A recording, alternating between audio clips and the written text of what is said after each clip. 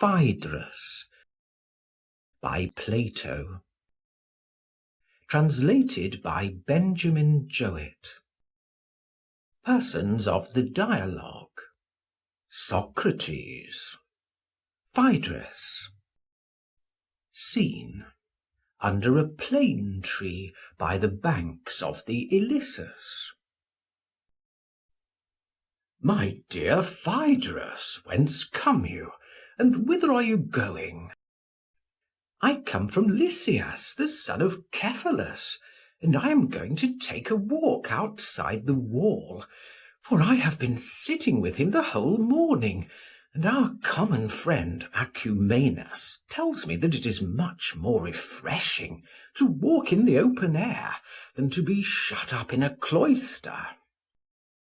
There he is right. Lysias, then, I suppose, was in the town. Yes, he was staying with Epicrates, here, at the house of Moricus, that house which is near the temple of Olympian Zeus. Ah, and how did he entertain you? Can I be wrong in supposing that Lysias gave you a feast of discourse? You shall hear, if you can spare time to accompany me. And should I not deem the conversation of you and Lysias a thing of higher import, as I may say in the words of Pindar, than any business? Will you go on? And will you go on with the narration? My tale, Socrates, is one of your sort, for love was the theme which occupied us. Love after a fashion. Lysias has been writing about a fair youth who was being tempted, but not by a lover. And this was the point. He ingeniously proved that the non-lover should be accepted rather than the lover. Oh, that is noble of him. I wish that he would say the poor man rather than the rich, and the old man rather than the young one. Then he would meet the case of me and many a man. His words would be quite refreshing, and he would be a public benefactor. For my part, I do so long to hear his speech, that if you walk all the way to Megara, and when you have reached the wall, come back, as Herodicus recommends, without going in, I will keep you company. What do you mean, my good Socrates? How can you imagine that my unpractised memory can do justice to elaborate work, which the greatest rhetorician of the age spent a long time in composing? Indeed, I cannot. I would give a great deal if I could. I believe that I know Phaedrus about as well as I know myself, and I am very sure that the speech of Lysias was repeated to him, not once only, but again and again. He insisted on hearing it many times over, and Lysias was very willing to gratify him. At last, when nothing else would do, he got hold of the book, and looked at what he most wanted to see. This occupied him during the whole morning, and then, when he was tired with sitting, he went out to take a walk. Not until, by the dog, as I believe, he had simply learned by heart the entire discourse, unless it was unusually long, and he went to a place outside the wall that he might practice his lesson. There he saw a certain lover of discourse who had a similar weakness. He saw and rejoiced. Now, thought he, I shall have a partner in my revels, and he invited him to come and walk with him. But when the lover of discourse begged that he would repeat the tale, he gave himself airs, and said, "No, I cannot," as if he were indisposed, although, if the hearer had refused, he would sooner or later have been compelled by him to listen, whether he would or no. Therefore, Phaedrus, bid him do at once what he soon will do, whether bidden or not. I see that you will not let me off until I speak in some fashion or other. Verily, therefore, my best plan is to speak as I best can. A very true remark, that of yours. I will do as I say, but believe me, Socrates, I did not learn the very words. Oh, no. Nevertheless, I have a general notion of what he said, and will give you a summary of the points in which the lover differed from the non-lover. Let me begin at the beginning. Yes, my sweet one, but you must first of all show what you have in your left hand, under your cloak, for that roll, as I suspect, is the actual discourse. Now, much as I love you, I would not have you suppose that I am going to have your memory exercised at my expense, if you have Lysias himself here. Enough, I see that I have no hope of practising my art upon you, but if I am to read, where would you please to sit? Let us turn aside and go by the Ilissus. We will sit down at some quiet spot. I am fortunate in not having my sandals, and as you never have any, I think that we may go along the brook and cool our feet in the water. This will be the easiest way, and at midday and in the summer is far from being unpleasant. Lead on, and look out for a place in which we can sit down. Do you see the tallest plane tree in the distance? Yes. There are shade and gentle breezes, and grass on which we may either sit or lie down. Move forward. I should like to know, Socrates, whether the place is not somewhere here at which Boreas is said to have carried off Orithyia from the banks of the Ilissus. Such is the tradition. And is this the exact spot? The little stream is delightfully clear and bright. I can fancy that there might be maidens playing near. I believe that the spot is not exactly here, but about 1/4 mile lower down, where you cross to the temple of Artemis, and there is, I think, some sort of an altar of Boreas at the place. Ah, I have never noticed it. But I beseech you to tell me, Socrates, do you believe this tale? The wise are doubtful, and I should not be singular if, like them, I too doubted. I might have a rational explanation that Orithyia was playing with Pharmacia when a northern gust carried her over the neighbouring rocks, and this being the manner of her death, she was said to have been carried away by Boreas. There is a discrepancy, however, about the locality. According to another version of the story, she was taken from Areopagus, and not from this place. Now I quite acknowledge that these allegories are very nice, but he is not to be envied who has to invent them. Much labour and ingenuity will be required of him, and when he has once begun, he must go on and rehabilitate hippocentaurs and chimeras dire. Gorgons and winged steeds flow in apace, and numberless other inconceivable and portentous natures. And if he is sceptical about them, and would fain reduce them one after another to the rules of probability, this sort of crude philosophy will take up a great deal of time. Now, I have no leisure for such inquiries. Shall I tell you why? I must first know myself, as the Delphian inscription says.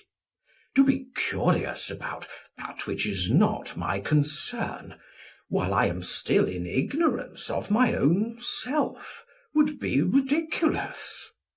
And therefore I bid farewell to all this. The common opinion is enough for me. For, as I was saying, I want to know not about this, but about myself. Am I a monster more complicated and swollen with passion than the serpent Typho, or a creature of a gentler and simpler sort, to whom nature has given a diviner and lowlier destiny? But let me ask you, friend, have we not reached the plane tree to which you were conducting us? Yes, this is the tree. By Hera, a fair resting place, full of summer sounds and scents. Here is this lofty and spreading plane tree, and the Agnus castus high and clustering, in the fullest blossom and the greatest fragrance. And the stream which flows beneath the plane tree is deliciously cold to the feet. Judging from the ornaments and images, this must be a spot sacred to Achelous and the nymphs. How delightful is the breeze, so very sweet! And there is a sound in the air, shrill and summer-like, which makes answer to the chorus of the cicadae.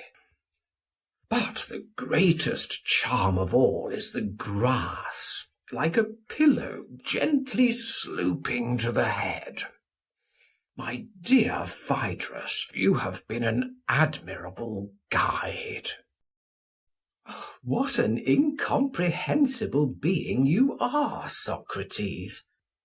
When you are in the country, as you say, you really are like some stranger who is led about by a guide. Do you ever cross the border? I rather think that you never venture even outside the gates.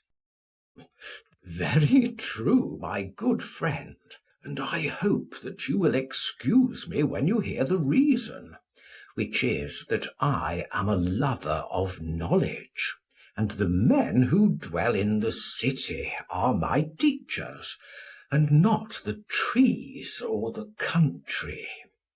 Though I do indeed believe that you have found a spell with which to draw me out of the city into the country, like a hungry cow before whom a bough or a bunch of fruit is waved.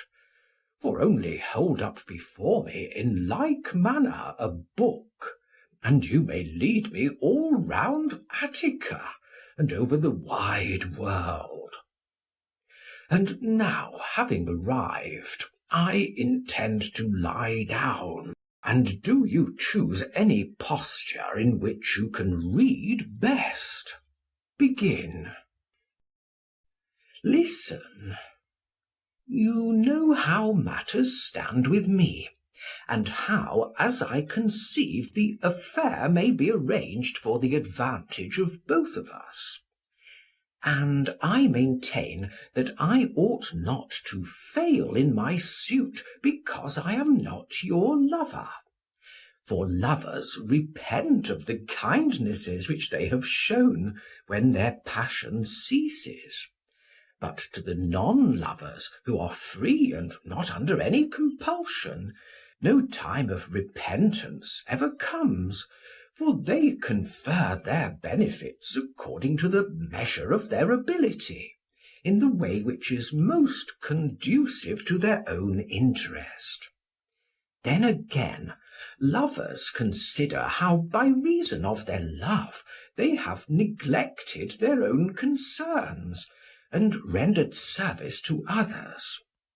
And when to these benefits conferred they add on the troubles which they have endured, they think that they have long ago made to the beloved a very ample return. But the non-lover has no such tormenting recollections. He has never neglected his affairs, or quarrelled with his relations. He has no troubles to add up, or excuses to invent. And being well rid of all these evils, why should he not freely do what will gratify the beloved? If you say that the lover is more to be esteemed because his love is thought to be greater, for he is willing to say and do what is hateful to other men in order to please his beloved, that, if true, is only a proof that he will prefer any future love to his present, and will injure his old love at the pleasure of the new. And how, in a matter of such infinite importance, can a man be right in trusting himself to one who is afflicted with a malady which no experienced person would attempt to cure? For the patient himself admits that he is not in his right mind, and acknowledges that he is wrong in his mind, but says that he is unable to control himself. And if he came to his right mind, would he ever imagine that the desires were good which he conceived when in his wrong mind? Once more, there are many more non-lovers than lovers. And if you choose the best of the lovers, you will not have many to choose from. But if from the non-lovers, the choice will be larger, and you will be far more likely to find among them a person who is worthy of your friendship. If public opinion be your dread, and you would avoid reproach, in all probability the lover, who is always thinking that other men are as emulous of him as he is of them, will boast to someone of his successes, and make a show of them openly in the pride of his heart. He wants others to know that his labour has not been lost. But the non-lover is more his own master, and is desirous of solid good, and not the opinion of mankind.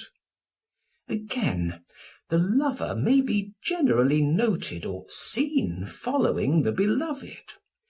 This is his regular occupation, and whenever they are observed to exchange 2 words, they are supposed to meet about some affair of love, either past or in contemplation. But when non-lovers meet, no one asks the reason why, because people know that talking to another is natural, whether friendship or mere pleasure be the motive. Once more, if you fear the fickleness of friendship, consider that in any other case a quarrel might be a mutual calamity. But now, when you have given up what is most precious to you, you will be the greater loser, and therefore you will have more reason in being afraid of the lover, for his vexations are many, and he is always fancying that everyone is leagued against him. Wherefore also he debars his beloved from society. He will not have you intimate with the wealthy, lest they should exceed him in wealth, or with men of education, lest they should be his superiors in understanding. And he is equally afraid of anybody's influence who has any other advantage over himself. If he can persuade you to break with them, you are left without a friend in the world. Or if, out of a regard to your own interest, you have more sense than to comply with his desire, you will have to quarrel with him. But those who are non-lovers, and whose success in love is the reward of their merit, will not be jealous of the companions of their beloved, and will rather hate those who refuse to be his associates, thinking that their favourite is slighted by the latter, and benefited by the former. For more love than hatred may be expected to come to him out of his friendship with others. Many lovers, too, have loved the person of a youth before they knew his character or his belongings, so that when their passion has passed away, there is no knowing whether they will continue to be his friends, whereas in the case of non-lovers who were always friends, the friendship is not lessened by the favours granted, but the recollection of these remains with them, and is an earnest of good things to come. Further, I say that you are likely to be improved by me, whereas the lover will spoil you. For they praise your words and actions in a wrong way, partly because they are afraid of offending you, and also their judgment is weakened by passion. Such are the feats which love exhibits. He makes things painful to the disappointed, which give no pain to others. He compels the successful lover to praise what ought not to give him pleasure, and therefore the beloved is to be pitied rather than envied. But if you listen to me, in the first place, I, in my intercourse with you, shall not merely regard present enjoyment, but also future advantage, being not mastered by love, but my own master, nor for small causes taking violent dislikes, but even when the cause is great, slowly laying up little wrath. Unintentional offences I shall forgive, and intentional ones I shall try to prevent. And these are the marks of a friendship which will last. Do you think that a lover only can be a firm friend? Reflect. If this were true, we should set small value on sons or fathers or mothers, nor should we ever have loyal friends, for our love of them arises not from passion, but from other associations. Further, if we ought to shower favours on those who are the most eager suitors, on that principle we ought always to do good not to the most virtuous, but to the most needy, for they are the persons who will be most relieved, and will therefore be the most grateful. And when you make a feast, you should invite not your friend, but the beggar and the empty soul, for they will love you and attend you, and come about your doors, and will be the best pleased, and the most grateful, and will invoke many a blessing on your head.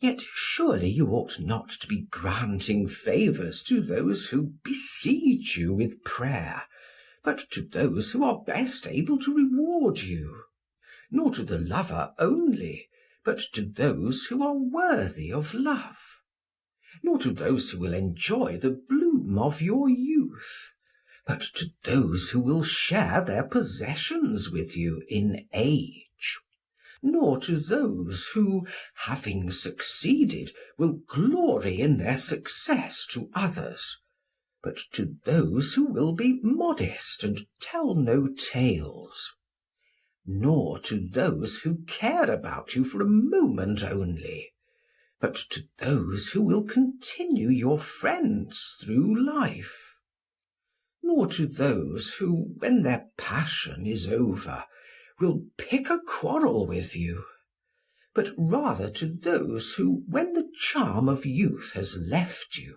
will show their own virtue. Remember what I have said, and consider yet this further point. Friends admonish the lover under the idea that his way of life is bad. But no one of his kindred ever yet censured the non-lover, or thought that he was ill-advised about his own interests. Perhaps you will ask me whether I propose that you should indulge every non-lover. To which I reply that not even the lover would advise you to indulge all lovers, for the indiscriminate favour is less esteemed by the rational recipient, and less easily hidden by him who would escape the censure of the world. Now love ought to be for the advantage of both parties, and for the injury of neither. I believe that I have said enough, but if there is anything more which you desire, or which in your opinion needs to be supplied, ask, and I will answer. Now, Socrates, what do you think? Is not the discourse excellent, more especially in the matter of the language? Yes, quite admirable.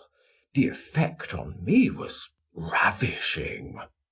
And this I owe to you, Phaedrus, for I observed you while reading to be in an ecstasy, and thinking that you are more experienced in these matters than I am, I followed your example, and like you, my divine darling, I became inspired with a frenzy.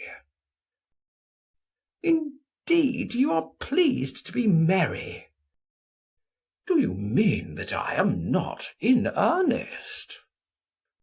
Now don't talk in that way, Socrates, but let me have your real opinion. I adjure you, by Zeus, the god of friendship, to tell me whether you think that any Hellene could have said more or spoken better on the same subject. Well, but are you and I expected to praise the sentiments of the author, or only the clearness and roundness and finish and tournure of the language? As to the first, I willingly submit to your better judgment, for I am not worthy to form an opinion, having only attended to the rhetorical manner. And I was doubting whether this could have been defended even by Lysias himself. I thought, though I speak under correction, that he repeated himself 2 or 3 times, either from want of words or from want of pains, and also he appeared to me ostentatiously to exult in shewing how well he could say the same thing in 2 or 3 ways. Nonsense, Socrates. What you call repetition was the especial merit of the speech, for he omitted no topic of which the subject rightly allowed, and I do not think that any one could have spoken better or more exhaustively. There I cannot go along with you. ancient sages, men and women, who have spoken and written of these things, would rise up in judgment against me, if out of complaisance I assented to you. Who are they? And where did you hear anything better than this? I am sure that I must have heard, but at this moment I do not remember from whom. Perhaps from Sappho the fair, or Anacreon the wise, or possibly from a prose writer. Why do I say so? Why, because I perceive that my bosom is full, and that I could make another speech as good as that of Lysias, and different. Now I am certain that this is not an invention of my own, who am well aware that I know nothing, and therefore I can only infer that I have been filled through the ears, like a pitcher, from the waters of another, though I have actually forgotten, in my stupidity, who was my informant. That is grand, but never mind where you heard the discourse, or from whom. Let that be a mystery, not to be divulged even at my earnest desire. Only, as you say, promise to make another and better oration, equal in length and entirely new on the same subject.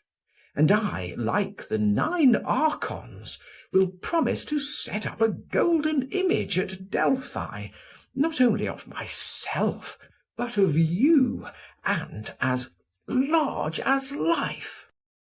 You are a dear golden ass, if you suppose me to mean that Lysias has altogether missed the mark, and that I can make a speech from which all his arguments are to be excluded.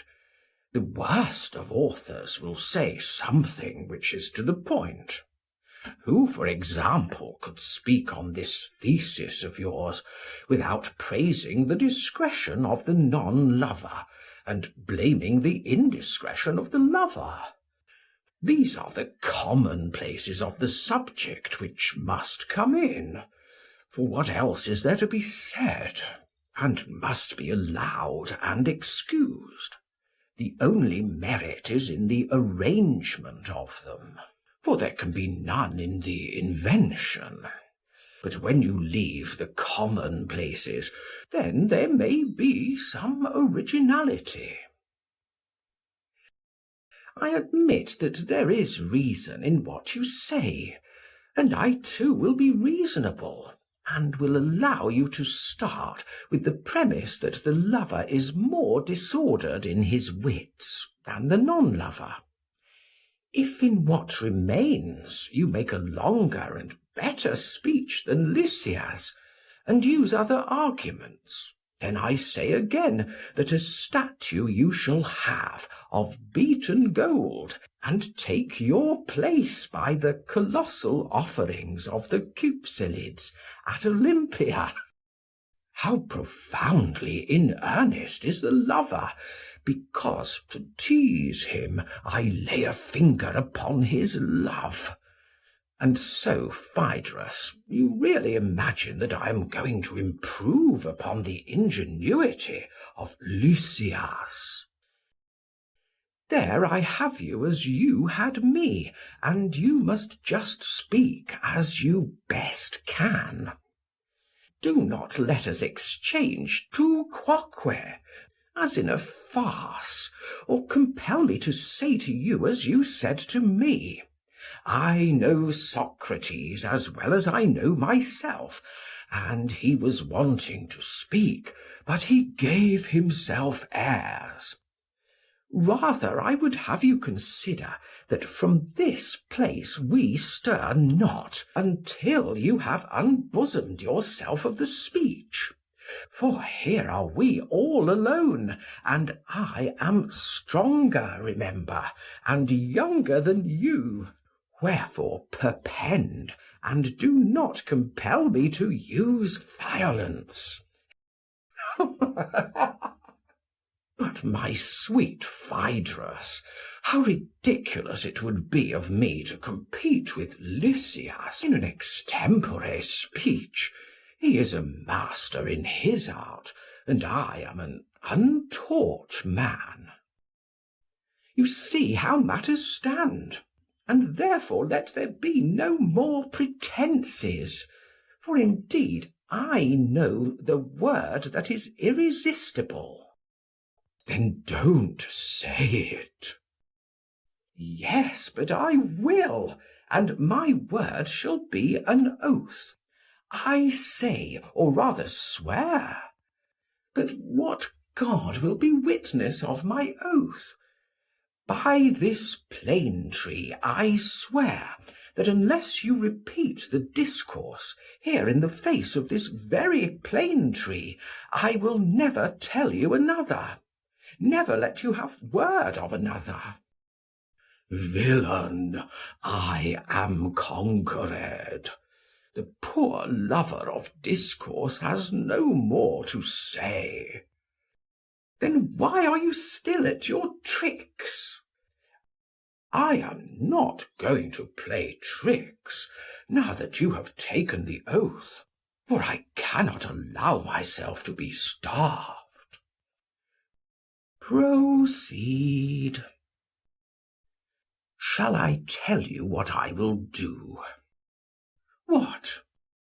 I will veil my face, and gallop through the discourse as fast as I can, for if I see you, I shall feel ashamed, and not know what to say. Only go on, and you may do anything else which you please. Come, O ye muses, melodious as ye are called, whether you have received this name from the character of your strains, or because the Melians are a musical race. Help, O help me, in the tale which my good friend here desires me to rehearse, in order that his friend, whom he always deemed wise, may seem to him to be wiser than ever. Once upon a time there was a fair boy, or more properly speaking, a youth. He was very fair, and had a great many lovers. And there was one special cunning one, who had persuaded the youth that he did not love him, but he really loved him all the same. And one day, when he was paying his addresses to him, he used this very argument, that he ought to accept the non-lover rather than the lover. His words were as follows: all good counsel begins in the same way. A man should know what he is advising about, or his counsel will all come to naught.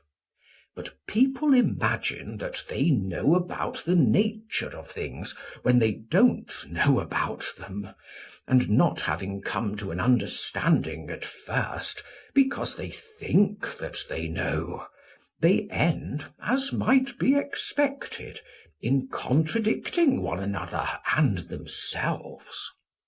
Now, you and I must not be guilty of this fundamental error which we condemn in others. But as our question is whether the lover or the non-lover is to be preferred, let us first of all agree in defining the nature and power of love, and then, keeping our eyes upon the definition, and to this appealing, let us further inquire whether love brings advantage or disadvantage. Every one sees that love is a desire, and we know also that non-lovers desire the beautiful and good. Now, in what way is the lover to be distinguished from the non-lover? Let us note that in every one of us there are two guiding and ruling principles which lead us whither they will. One is the natural desire of pleasure. The other is an acquired opinion, which aspires after the best. And these two are sometimes in harmony, and then again at war. And sometimes the one, sometimes the other conquers. When opinion by the help of reason leads us to the best, the conquering principle is called temperance. But when desire, which is devoid of reason, rules in us and drags us to pleasure, that power of misrule is called excess.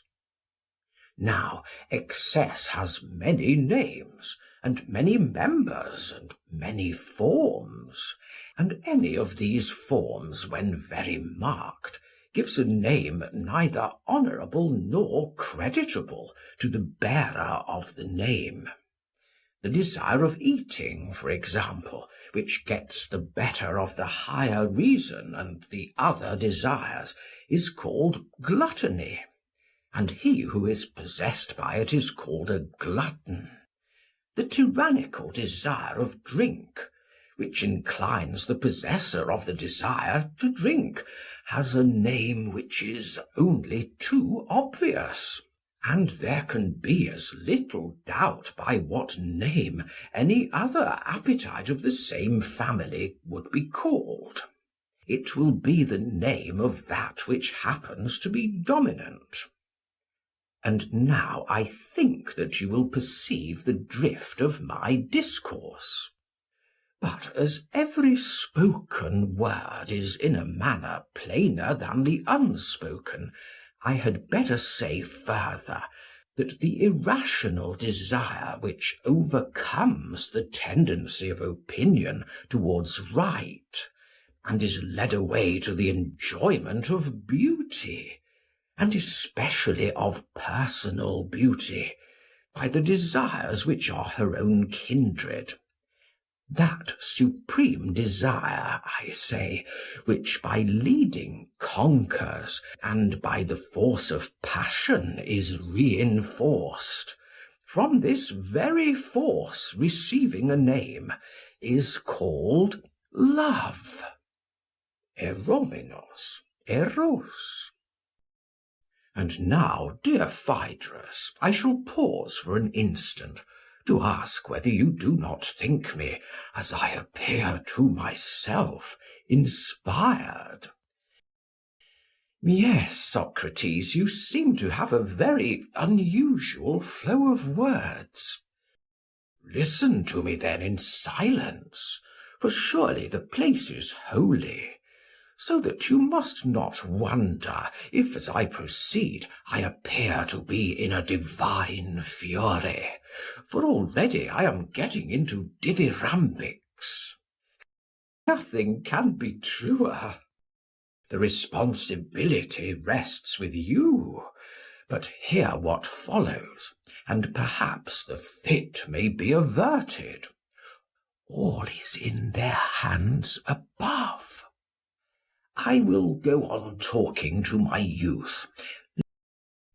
Thus, my friend, we have declared and defined the nature of the subject. Keeping the definition in view, let us now enquire what advantage or disadvantage is likely to ensue from the lover or the non-lover to him who accepts their advances.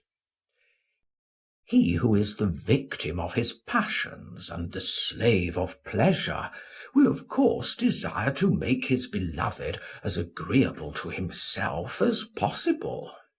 Now, to him who has a mind diseased, anything is agreeable which is not opposed to him, but that which is equal or superior is hateful to him. And therefore the lover will not brook any superiority or equality on the part of his beloved. He is always employed in reducing him to inferiority. And the ignorant is the inferior of the wise, the coward of the brave, the slow of speech of the speaker, the dull of the clever. These, and not these only, are the mental defects of the beloved, defects which, when implanted by nature, are necessarily a delight to the lover, and when not implanted, he must contrive to implant them in him, if he would not be deprived of his fleeting joy. And therefore he cannot help being jealous, and will debar his beloved from the advantages of society which would make a man of him, and especially from that society which would have given him wisdom, and thereby he cannot fail to do him great harm. That is to say, in his excessive fear lest he should come to be despised in his eyes, he will be compelled to banish from him divine philosophy. And there is no greater injury which he can inflict upon him than this. He will contrive that his beloved shall be wholly ignorant, and in everything shall look to him. He is to be the delight of the lover's heart, and a curse to himself. Verily, a lover is a profitable guardian and associate for him in all that relates to his mind. Let us next see how his master, whose law of life is pleasure and not good, will keep and train the body of his servant. Will he not choose a beloved who is delicate rather than sturdy and strong? One brought up in shady bowers, and not in the bright sun, a stranger to manly exercises and the sweat of toil, accustomed only to a soft and luxurious diet, instead of the hues of health, having the colours of paint and ornament, and the rest of a piece. Such a life as any one can imagine, and which I need not detail at length. But I may sum up all that I have to say in a word and pass on. Such a person in war, or in any of the great crises of life, will be the anxiety of his friends, and also of his lover, and certainly not the terror of his enemies, which nobody can deny. And now let us tell what advantage or disadvantage the beloved will receive from the guardianship and society of his lover in the matter of his property. This is the next point to be considered. The lover will be the first to see what indeed will be sufficiently evident to all men, that he desires above all things to deprive his beloved of his dearest and best and holiest possessions, father, mother, kindred, friends, of all whom he thinks may be hinderers or reprovers of their most sweet converse. He will even cast a jealous eye upon his gold and silver, or other property, because these make him a less easy prey, and when caught less manageable. Hence he is of necessity displeased at his possession of them, and rejoices at their loss. And he would like him to be wifeless, childless, homeless as well, and the longer the better, for the longer he is all this, the longer he will enjoy him. There are some sort of animals, such as flatterers, who are dangerous and mischievous enough, and yet nature has mingled a temporary pleasure and grace in their composition. You may say that a courtesan is hurtful, and disapprove of such creatures and their practices, and yet for the time they are very pleasant. But the lover is not only hurtful to his love, he is also an extremely disagreeable companion. The old proverb says that birds of a feather flock together. I suppose that equality of years inclines them to the same pleasures, and similarity begets friendship. Yet you may have more than enough even of this, and verily constraint is always said to be grievous. Now the lover is not only unlike his beloved, but he forces himself upon him. For he is old, and his love is young, and neither day nor night will he leave him if he can help. Necessity and the sting of desire drive him on, and allure him with the pleasure which he receives from seeing, hearing, touching, perceiving him in every way. And therefore he is delighted to fasten upon him and to minister to him. But what pleasure or consolation can the beloved be receiving all this time? Must he not feel the extremity of disgust when he looks at an old shrivelled face, and the remainder to match, which even in a description is disagreeable, and quite detestable when he is forced into daily contact with his lover? Moreover, he is jealously watched and guarded against everything and everybody, and has to hear misplaced and exaggerated praises of himself, and censures equally inappropriate, which are intolerable when the man is sober, and besides being intolerable, are published all over the world in their indelicacy and wearisomeness when he is drunk. And not only while his love continues is he mischievous and unpleasant, but when his love ceases, he becomes a perfidious enemy of him on whom he showered his oaths and prayers and promises, and yet could hardly prevail upon him to tolerate the tedium of his company, even from motives of interest. The hour of payment arrives, and now he is the servant of another master.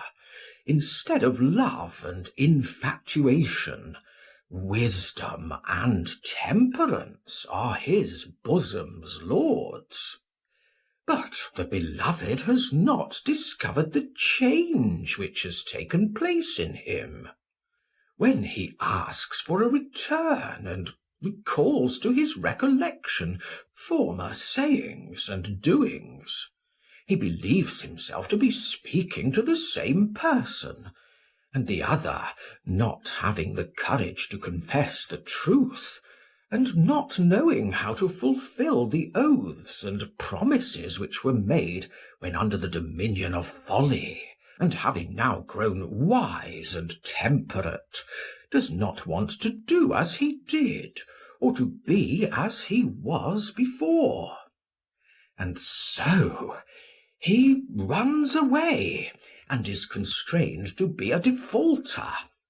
The oyster shell, in allusion to a game in which two parties fled or pursued according as an oyster shell which was thrown into the air fell with the dark or light side uppermost, has fallen with the other side uppermost.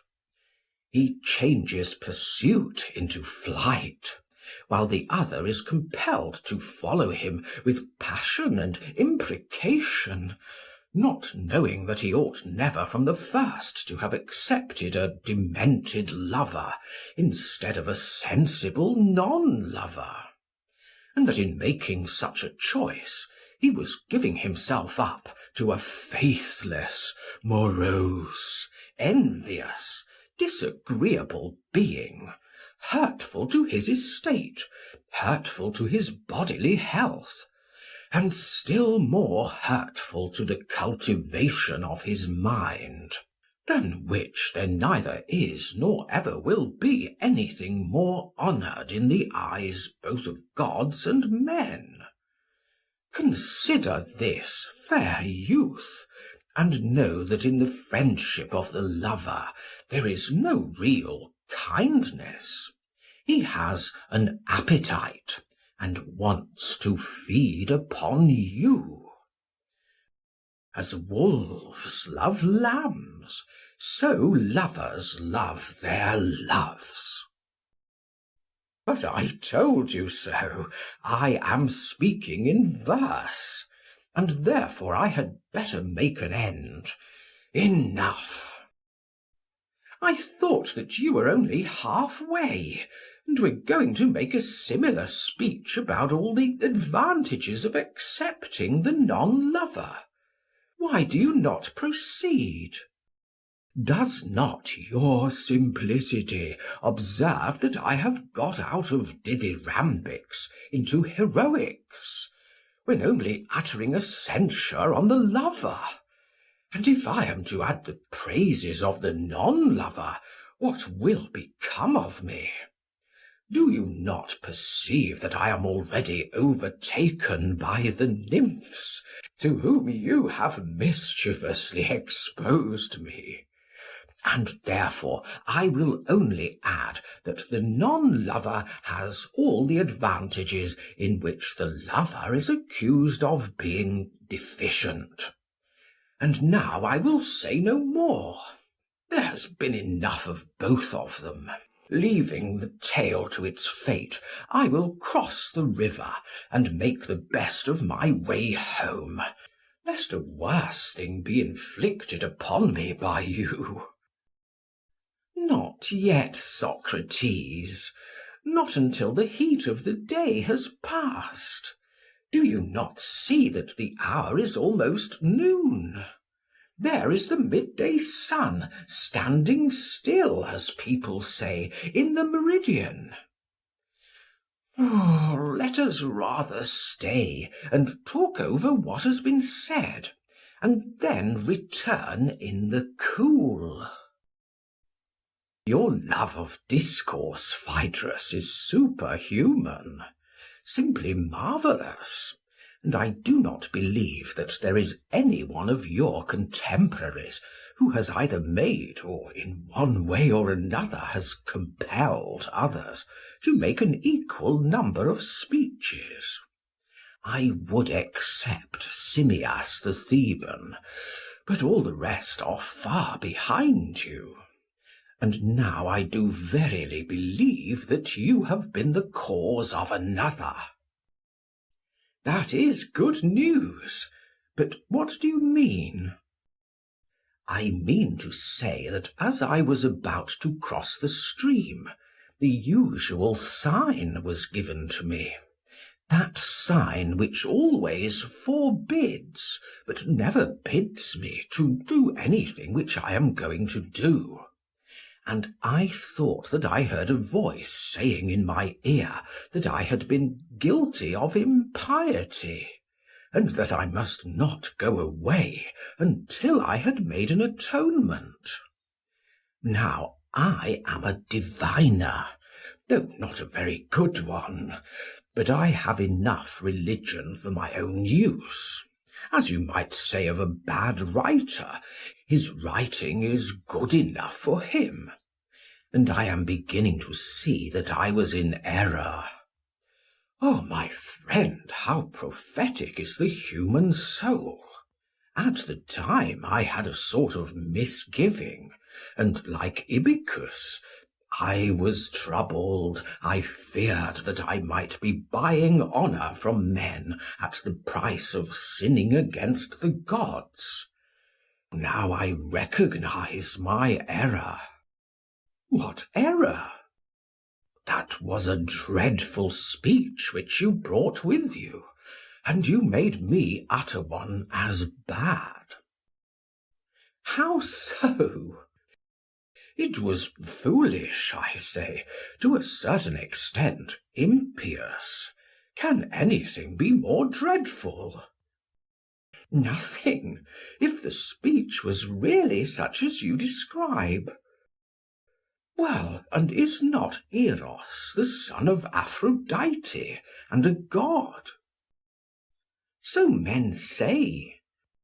But that was not acknowledged by Lysias in his speech, nor by you in that other speech which you by a charm drew from my lips. For if love be, as he surely is, a divinity, he cannot be evil. Yet this was the error of both the speeches. There was also a simplicity about them which was refreshing. Having no truth or honesty in them, nevertheless they pretended to be something, hoping to succeed in deceiving the mannikins of earth, and gain celebrity among them. Wherefore I must have a purgation. And I bethink me of an ancient purgation of mythological error, which was devised not by Homer, for he never had the wit to discover why he was blind, but by Stesichorus, who was a philosopher, and knew the reason why. And therefore, when he lost his eyes, for that was the penalty which was inflicted upon him for reviling the lovely Helen, he at once purged himself, and the purgation was a recantation, which began thus: False is that word of mine. The truth is that thou didst not embark in ships, nor ever go to the walls of Troy. And when he had completed his poem, which is called the Recantation, immediately his sight returned to him. Now I will be wiser than either Stesichorus or Homer, in that I am going to make my recantation for reviling love before I suffer, and this I will attempt not as before, veiled and ashamed, but with forehead bold and bare. Nothing could be more agreeable to me than to hear you say so. Only think, my good Phaedrus, what an utter want of delicacy was shown in the two discourses. I mean in my own and in that which you recited out of the book.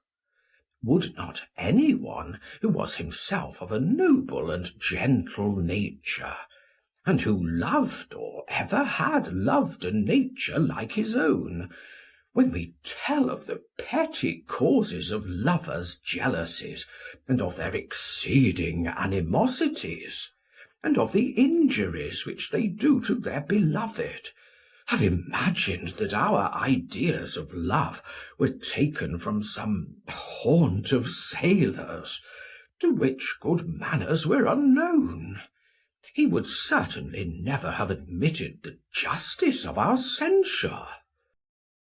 I dare say not, Socrates.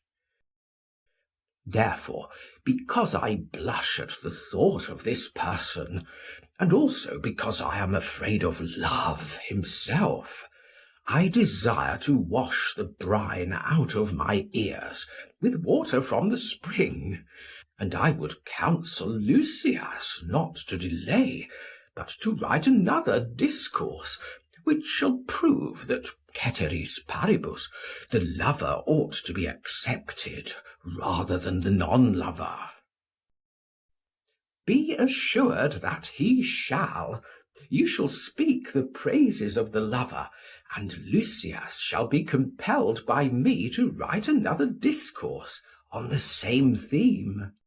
You will be true to your nature in that, and therefore I believe you. Speak, and fear not. But where is the fair youth whom I was addressing before, and who ought to listen now, lest, if he hear me not, he should accept a non-lover before he knows what he is doing? He is close at hand, and always at your service. Know then, fair youth, that the former discourse was the word of Phaedrus, the son of vain man, who dwells in the city of Myrrhina, Myrrhinosios. And this which I am about to utter is the recantation of Stesichorus, the son of godly man, Euphemos, who comes from the town of Desire, Chimera, and is to the following effect. I told a lie when I said that the beloved ought to accept the non-lover, when he might have the lover, because the one is sane and the other mad. It might be so if madness were simply an evil, but there is also a madness which is a divine gift, and the source of the chiefest blessings granted to man. For prophecy is a madness, and the prophetess at Delphi, and the priestesses at Dodona, when out of their senses, have conferred great benefits on Hellas, both in public and private life, but when in their senses, few or none. And I might also tell you how the Sibyl and other inspired persons have given to many an one many an intimation of the future, which has saved them from falling. But it would be tedious to speak of what every one knows. There will be more reason in appealing to the ancient inventors of names, who would never have connected prophecy, mantike, which foretells the future and is the noblest of arts, with madness, manike, or called them both by the same name, if they had deemed madness to be a disgrace or dishonour. They must have thought that there was an inspired madness, which was a noble thing. For the two words, mantike and manike, are really the same, and the letter tau is only a modern and tasteless insertion. And this is confirmed by the name which was given by them to the rational investigation of futurity, whether made by the help of birds or of other signs. This, forasmuch as it is an art which supplies from the reasoning faculty mind, nous, and information, historia, to human thought, oiesis, they originally termed oionoistike. But the word has been lately altered and made sonorous by the modern introduction of the letter omega, oionoistike and oionistike. And in proportion as prophecy, mantike, is more perfect and august than augury, both in name and fact, in the same proportion as the ancients testify is madness superior to a sane mind, sophrosyne. For the one is only of human, but the other of divine origin. Again, where plagues and mightiest woes have bred in certain families, owing to some ancient blood guiltiness, there madness has entered with holy prayers and rites, and by inspired utterances found a way of deliverance for those who are in need. And he who has part in this gift, and is truly possessed and duly out of his mind, is by the use of purifications and mysteries made whole and exempt from evil, future as well as present, and has a release from the calamity which was afflicting him. The third kind is the madness of those who are possessed by the Muses, which, taking hold of a delicate and virgin soul, and there inspiring frenzy, awakens lyrical and all other numbers, with these adorning the myriad actions of ancient heroes for the instruction of posterity. But he who, having no touch of the Muses' madness in his soul, comes to the door and thinks that he will get into the temple by the help of art, he, I say, and his poetry are not admitted. The sane man disappears and is nowhere when he enters into rivalry with the madman. I might tell of many other noble deeds which have sprung from inspired madness.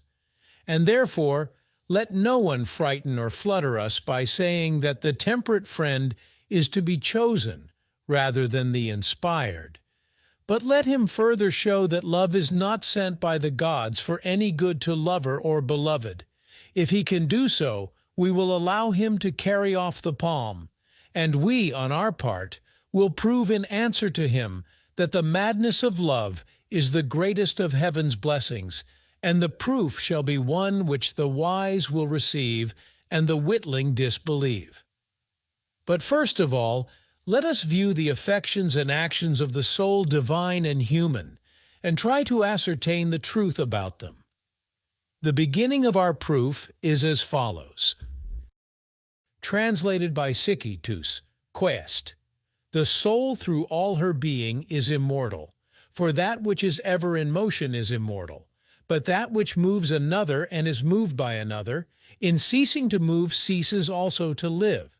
Only the self-moving, never leaving self, never ceases to move, and is the fountain and beginning of motion to all that moves besides. Now, the beginning is unbegotten, for that which is begotten has a beginning. But the beginning is begotten of nothing, for if it were begotten of something, then the begotten would not come from a beginning. But if unbegotten, it must also be indestructible. For if beginning were destroyed, there could be no beginning out of anything, nor anything out of a beginning. And all things must have a beginning.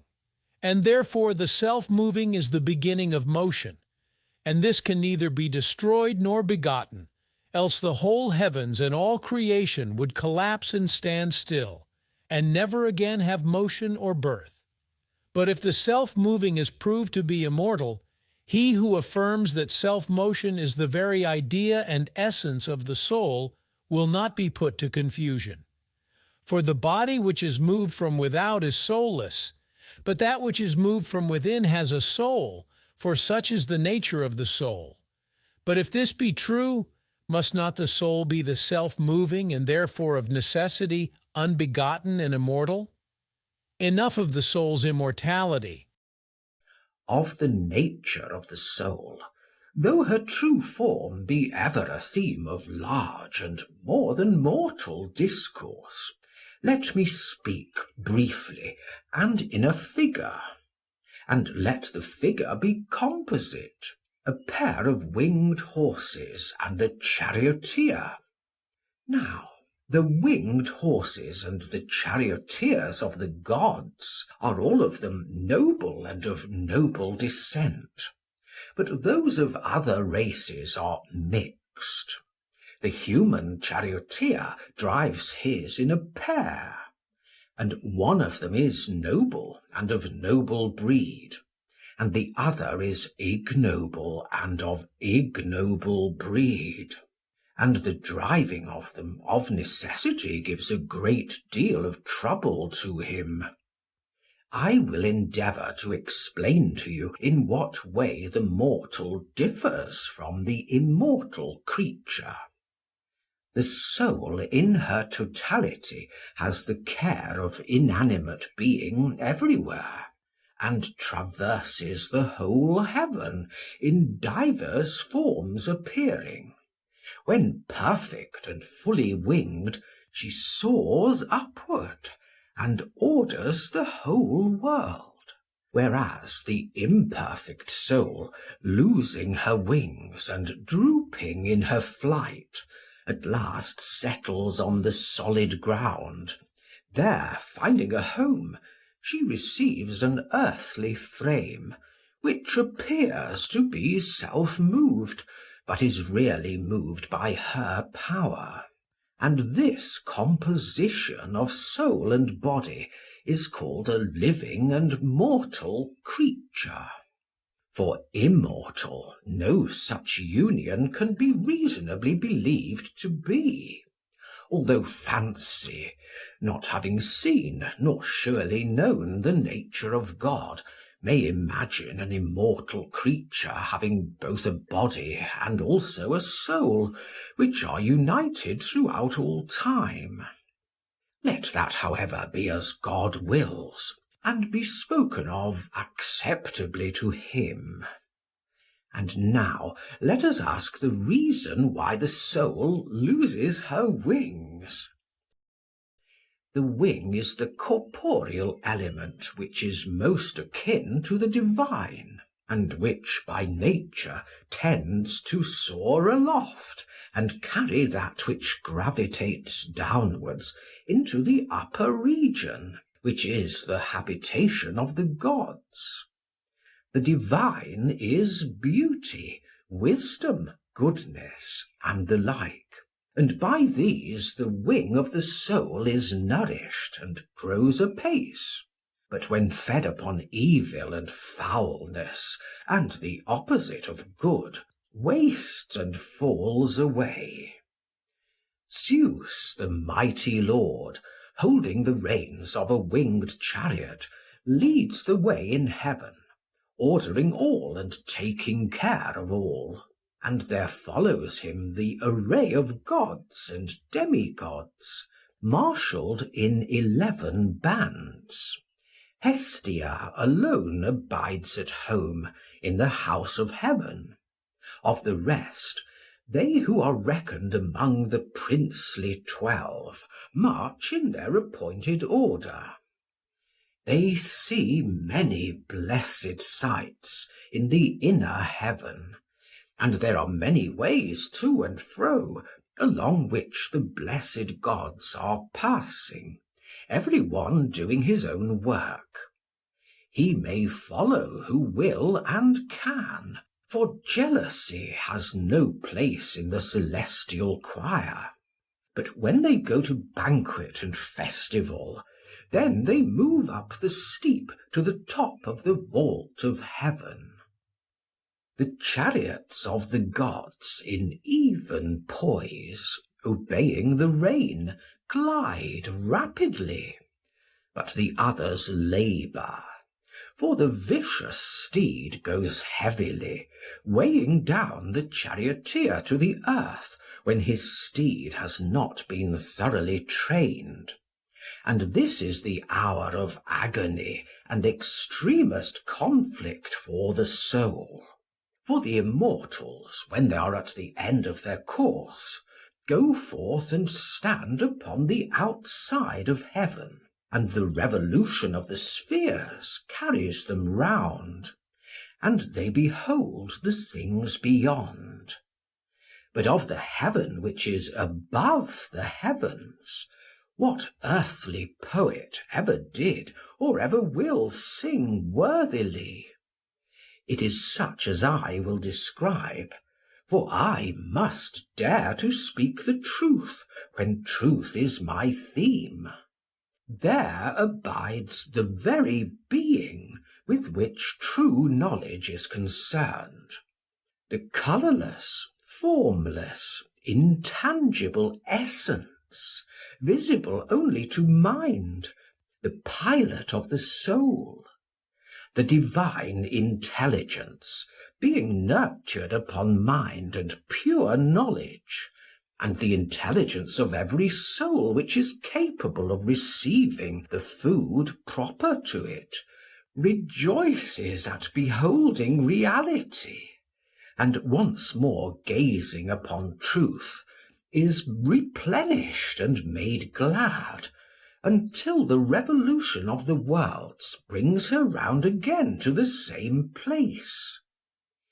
In the revolution she beholds justice and temperance and knowledge absolute, not in the form of generation or of relation, which men call existence, but knowledge absolute in existence absolute, and beholding the other true existences in like manner, and feasting upon them, she passes down into the interior of the heavens, and returns home.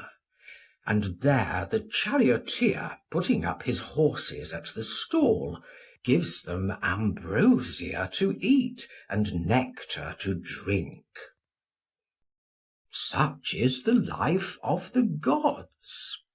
But of other souls, that which follows God best and is likest to him lifts the head of the charioteer into the outer world, and is carried round in the revolution, troubled indeed by the steeds, and with difficulty beholding true being, while another only rises and falls, and sees, and again fails to see, by reason of the unruliness of the steeds.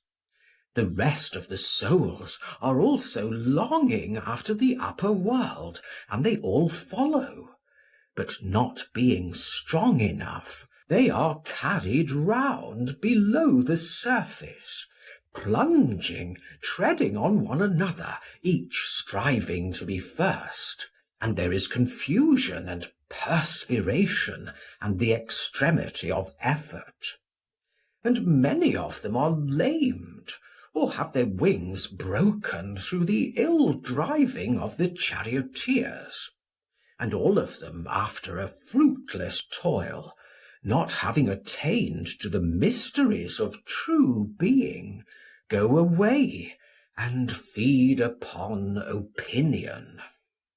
The reason why the souls exhibit this exceeding eagerness to behold the plain of truth is that pasturage is found there which is suited to the highest part of the soul, and the wing on which the soul soars is nourished with this.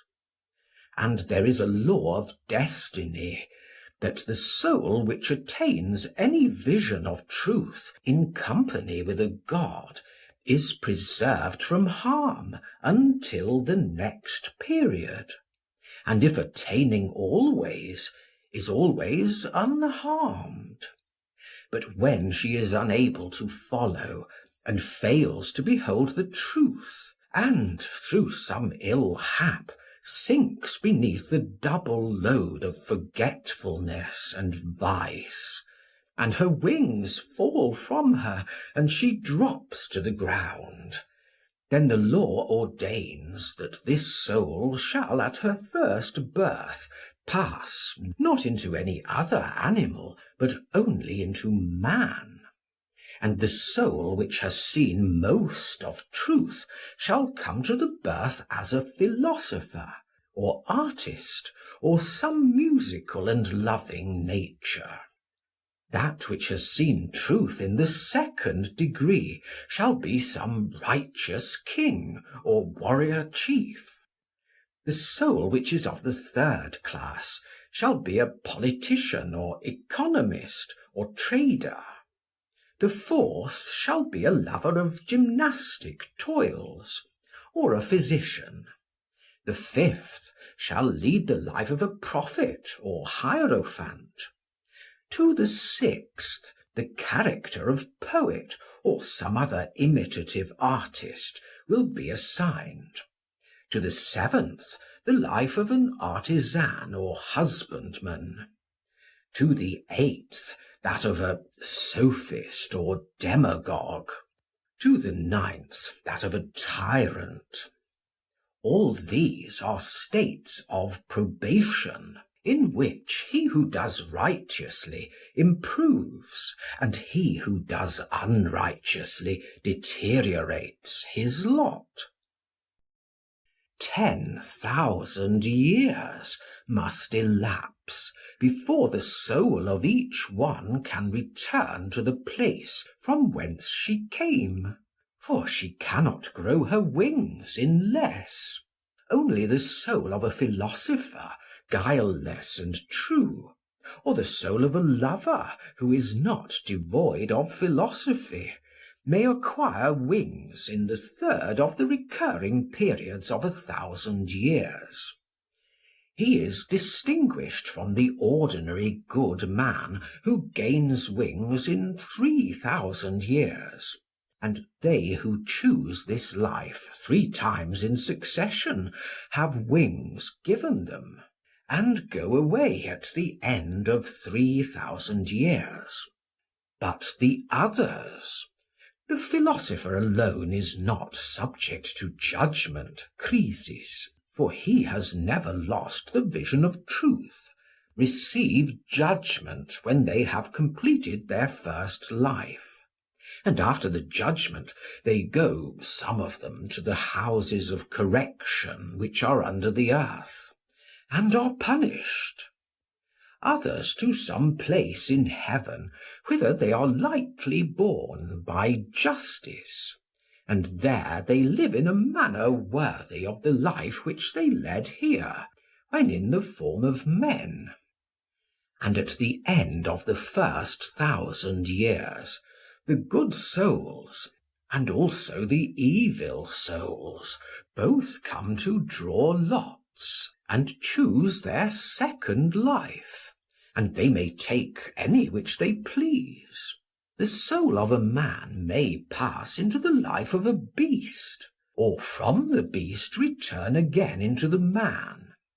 But the soul which has never seen the truth will not pass into the human form, for a man must have intelligence of universals, and be able to proceed from the many particulars of sense to one conception of reason. This is the recollection of those things which our soul once saw while following God, when, regardless of that which we now call being, she raised her head up towards the true being. And therefore the mind of the philosopher alone has wings. And this is just, for he is always, according to the measure of his abilities, clinging in recollection to those things in which God abides, and in beholding which he is what he is. And he who employs aright these memories is ever being initiated into perfect mysteries, and alone becomes truly perfect. But as he forgets earthly interests and is wrapped in the divine, the vulgar deem him mad, and rebuke him. They do not see that he is inspired.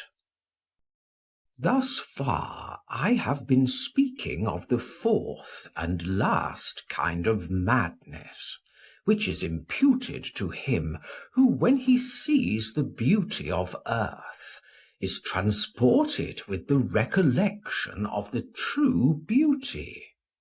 He would like to fly away, but he cannot. He is like a bird fluttering and looking upward, and careless of the world below, and he is therefore thought to be mad. And I have shown this of all inspirations to be the noblest and highest, and the offspring of the highest, to him who has or shares in it, and that he who loves the beautiful is called a lover because he partakes of it. For, as has been already said, every soul of man has in the way of nature beheld true being. This was the condition of her passing into the form of man. But all souls do not easily recall the things of the other world. They may have seen them for a short time only, or they may have been unfortunate in their earthly lot, and having had their hearts turned to unrighteousness through some corrupting influence, they may have lost the memory of the holy things which once they saw. Few only retain an adequate remembrance of them, and they, when they behold here any image of that other world, are rapt in amazement, but they are ignorant of what this rapture means, because they do not clearly perceive. For there is no light of justice or temperance, or any of the higher ideas which are precious to souls, in the earthly copies of them. They are seen through a glass dimly, and there are few who, going to the images, behold in them the realities, and these only with difficulty.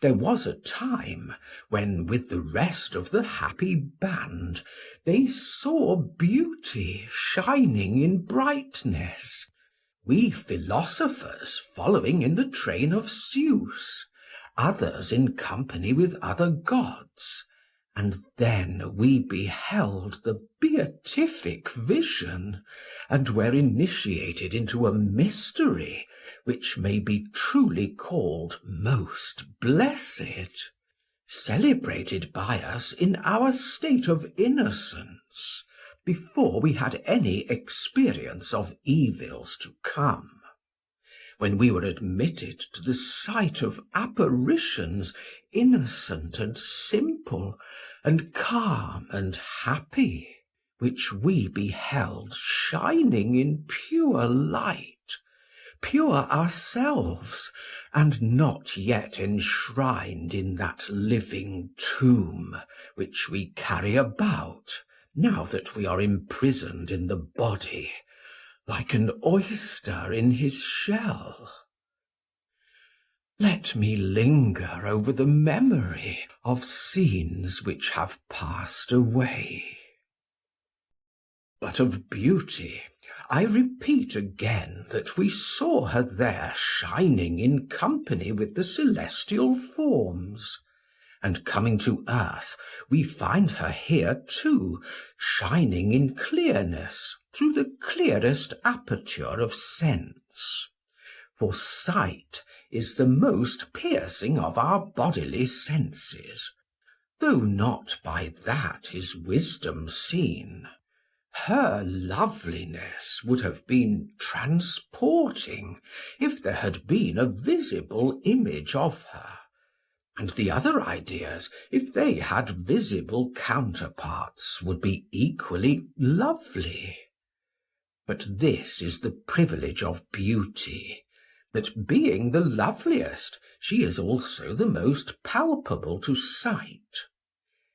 Now he who is not newly initiated, or who has become corrupted, does not easily rise out of this world to the sight of true beauty in the other. He looks only at her earthly namesake, and instead of being awed at the sight of her, he is given over to pleasure, and like a brutish beast, he rushes on to enjoy and beget. He consorts with wantonness, and is not afraid or ashamed of pursuing pleasure in violation of nature. But he whose initiation is recent, and who has been the spectator of many glories in the other world, is amazed when he sees any one having a godlike face or form, which is the expression of divine beauty. And at first a shudder runs through him, and again the old awe steals over him. Then, looking upon the face of his beloved, as of a god, he reverences him, and if he were not afraid of being thought a downright madman, he would sacrifice to his beloved as to the image of a god. Then, while he gazes on him, there is a sort of reaction, and the shudder passes into an unusual heat and perspiration. For as he receives the effluence of beauty through the eyes, the wing moistens, and he warms. And as he warms, the parts out of which the wing grew, and which had been hitherto closed and rigid, and had prevented the wing from shooting forth, are melted. And as nourishment streams upon him, the lower end of the wing begins to swell and grow from the root upwards, and the growth extends under the whole soul, for once the whole was winged. During this process, the whole soul is all in a state of ebullition and effervescence, which may be compared to the irritation and uneasiness in the gums at the time of cutting teeth, bubbles up and has a feeling of uneasiness and tickling. But when in like manner the soul is beginning to grow wings, the beauty of the beloved meets her eye, and she receives the sensible warm motion of particles which flow towards her, therefore called emotion, chimeros, and is refreshed and warmed by them, and then she ceases from her pain with joy. But when she is parted from her beloved, and her moisture fails, then the orifices of the passage out of which the wing shoots dry up and close, and intercept the germ of the wing, which being shut up with the emotion, throbbing as with the pulsations of an artery, pricks the aperture which is nearest, until at length the entire soul is pierced and maddened and pained, and at the recollection of beauty is again delighted. And from both of them together the soul is oppressed at the strangeness of her condition, and is in a great strait and excitement, and in her madness can neither sleep by night, nor abide in her place by day. And wherever she thinks that she will behold the beautiful one, thither in her desire she runs. And when she has seen him, and bathed herself in the waters of beauty, her constraint is loosened, and she is refreshed, and has no more pangs and pains. And this is the sweetest of all pleasures at the time, and is the reason why the soul of the lover will never forsake his beautiful one, whom he esteems above all. He has forgotten mother and brethren and companions, and he thinks nothing of the neglect and loss of his property.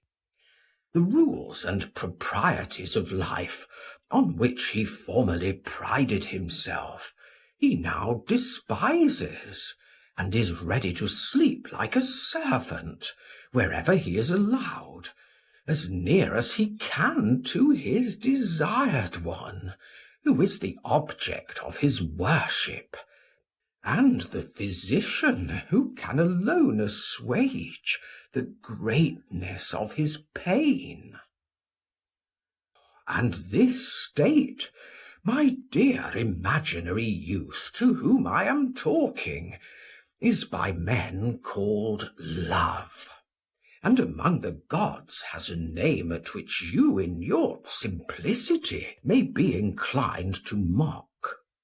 There are 2 lines in the apocryphal writings of Homer in which the name occurs.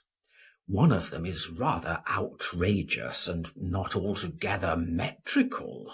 They are as follows: mortals call him fluttering love, but the immortals call him winged one, because the growing of wings, or reading pterothoi, the movement of wings, is a necessity to him.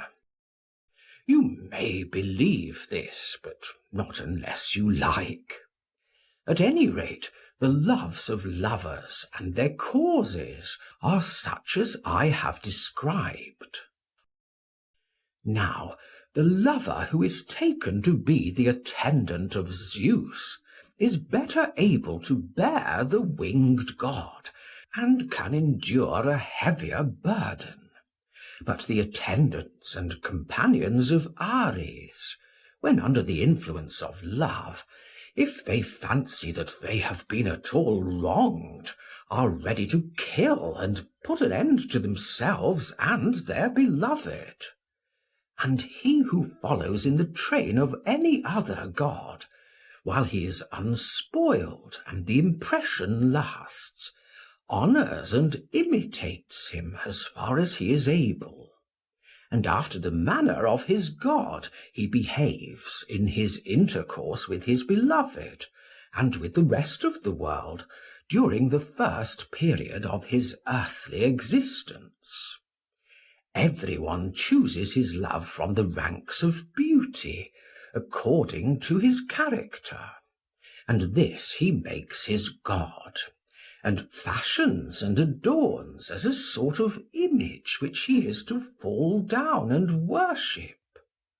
The followers of Zeus desire that their beloved should have a soul like him, and therefore they seek out someone of a philosophical and imperial nature.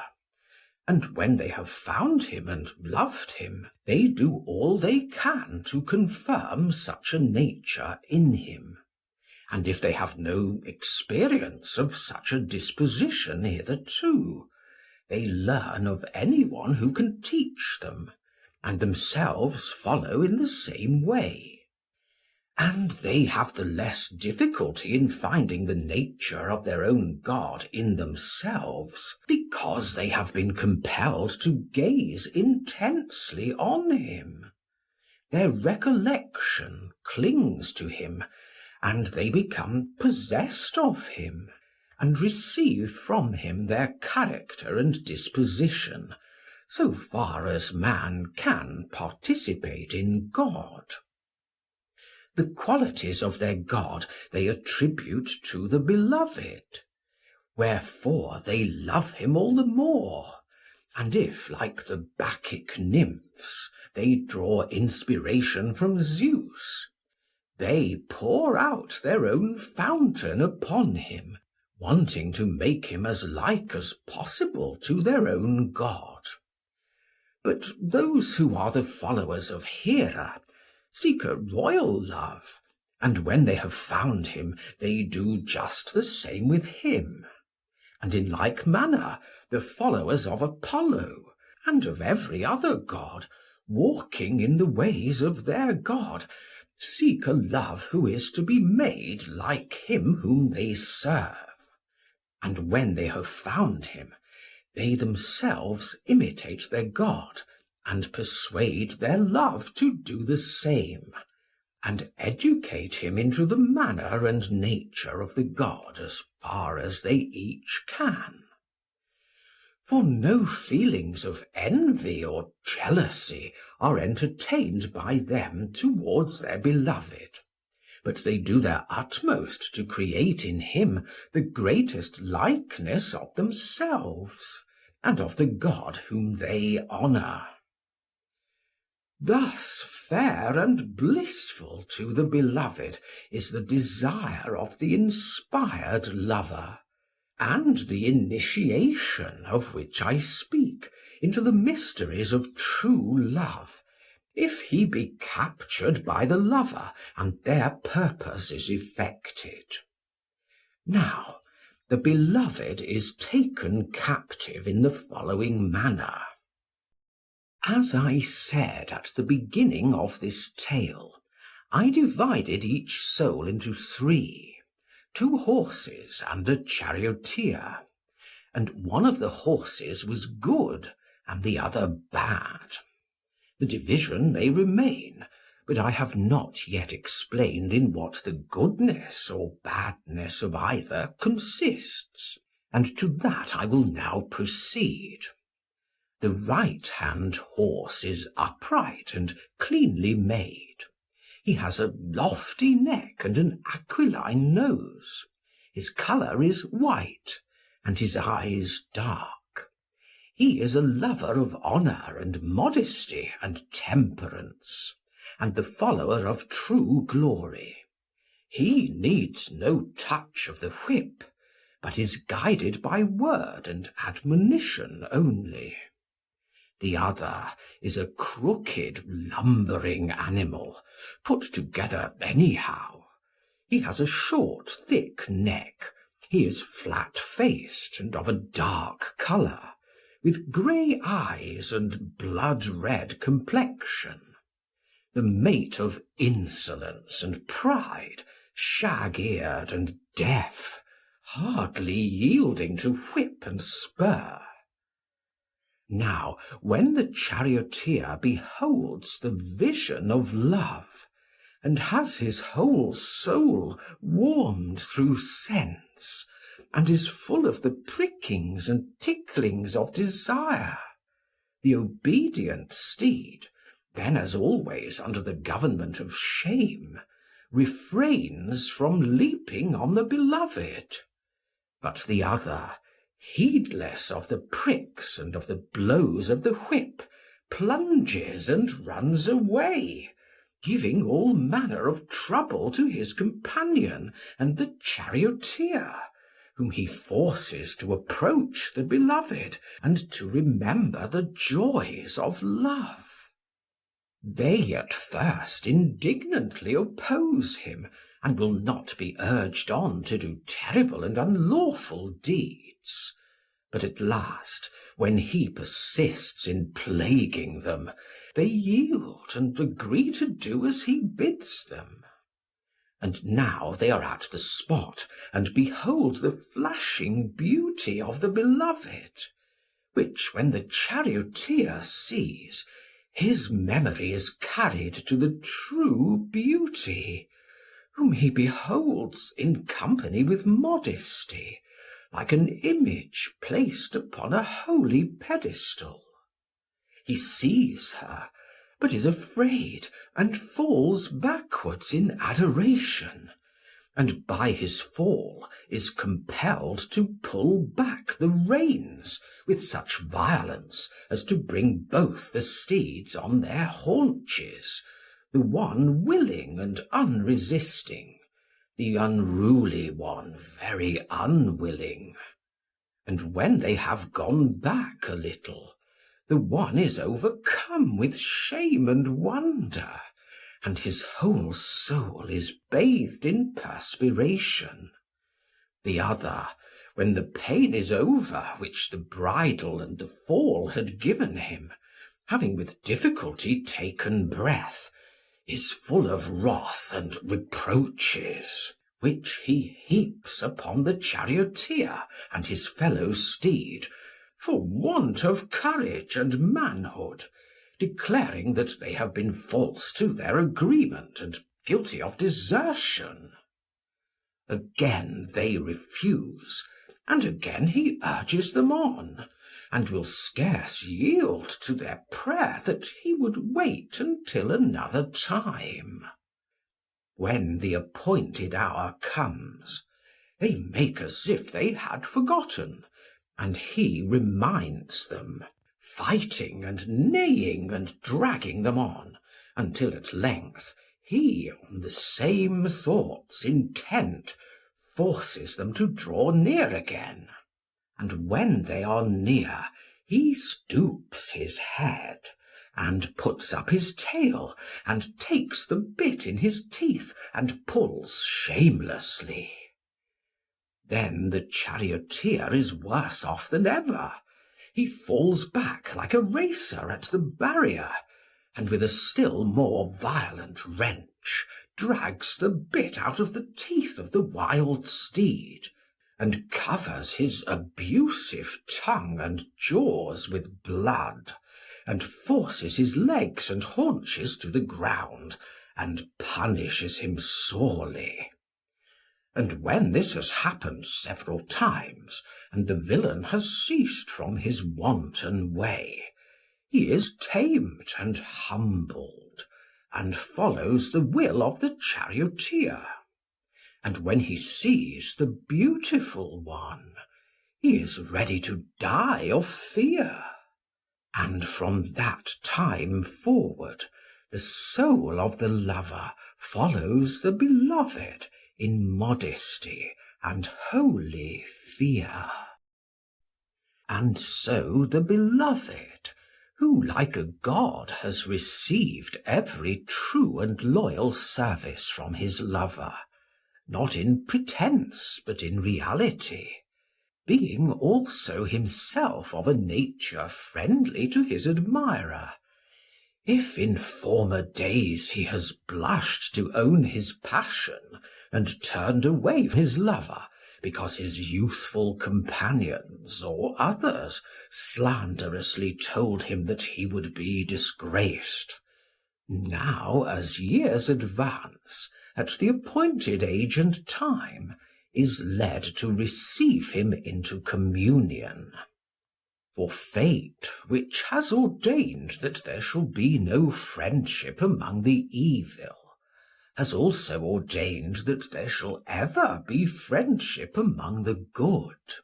And the beloved, when he has received him into communion and intimacy, is quite amazed at the good will of the lover. He recognizes that the inspired friend is worth all other friends or kinsmen.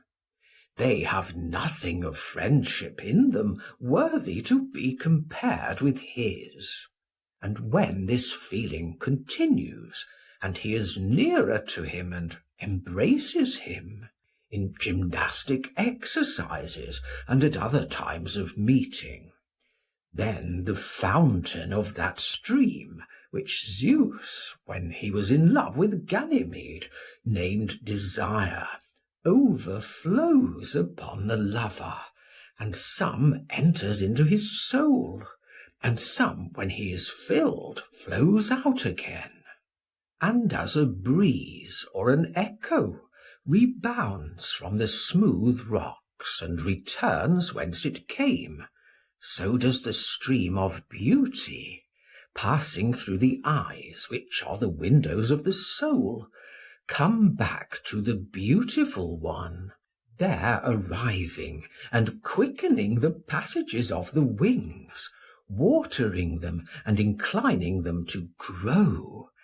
and filling the soul of the beloved also with love. And thus he loves, but he knows not what. He does not understand, and cannot explain his own state. He appears to have caught the infection of blindness from another. The lover is his mirror in whom he is beholding himself, but he is not aware of this. When he is with the lover, both cease from their pain, but when he is away, then he longs as he is longed for, and has love's image, love for love, anteros, lodging in his breast, which he calls and believes to be not love but friendship only, and his desire is as the desire of the other, but weaker. He wants to see him, touch him, kiss him, embrace him, and probably not long afterwards his desire is accomplished. When they meet, the wanton steed of the lover has a word to say to the charioteer. He would like to have a little pleasure in return for many pains. But the wanton steed of the beloved says not a word, for he is bursting with passion which he understands not. He throws his arms round the lover and embraces him as his dearest friend.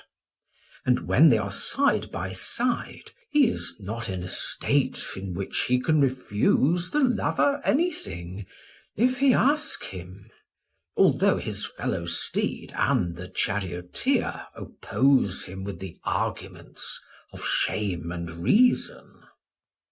After this, their happiness depends upon their self-control.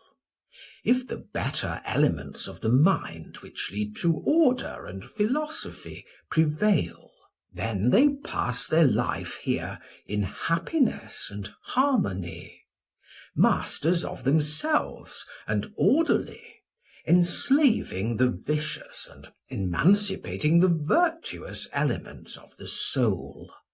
And when the end comes, they are light and winged for flight, having conquered in one of the three heavenly or truly Olympian victories. Nor can human discipline or divine inspiration confer any greater blessing on man than this. If, on the other hand, they leave philosophy, and lead the lower life of ambition, then probably after wine or in some other careless hour, the two wanton animals take the two souls when off their guard and bring them together, and they accomplish that desire of their hearts, which to the many is bliss. And this having once enjoyed, they continue to enjoy, yet rarely, because they have not the approval of the whole soul.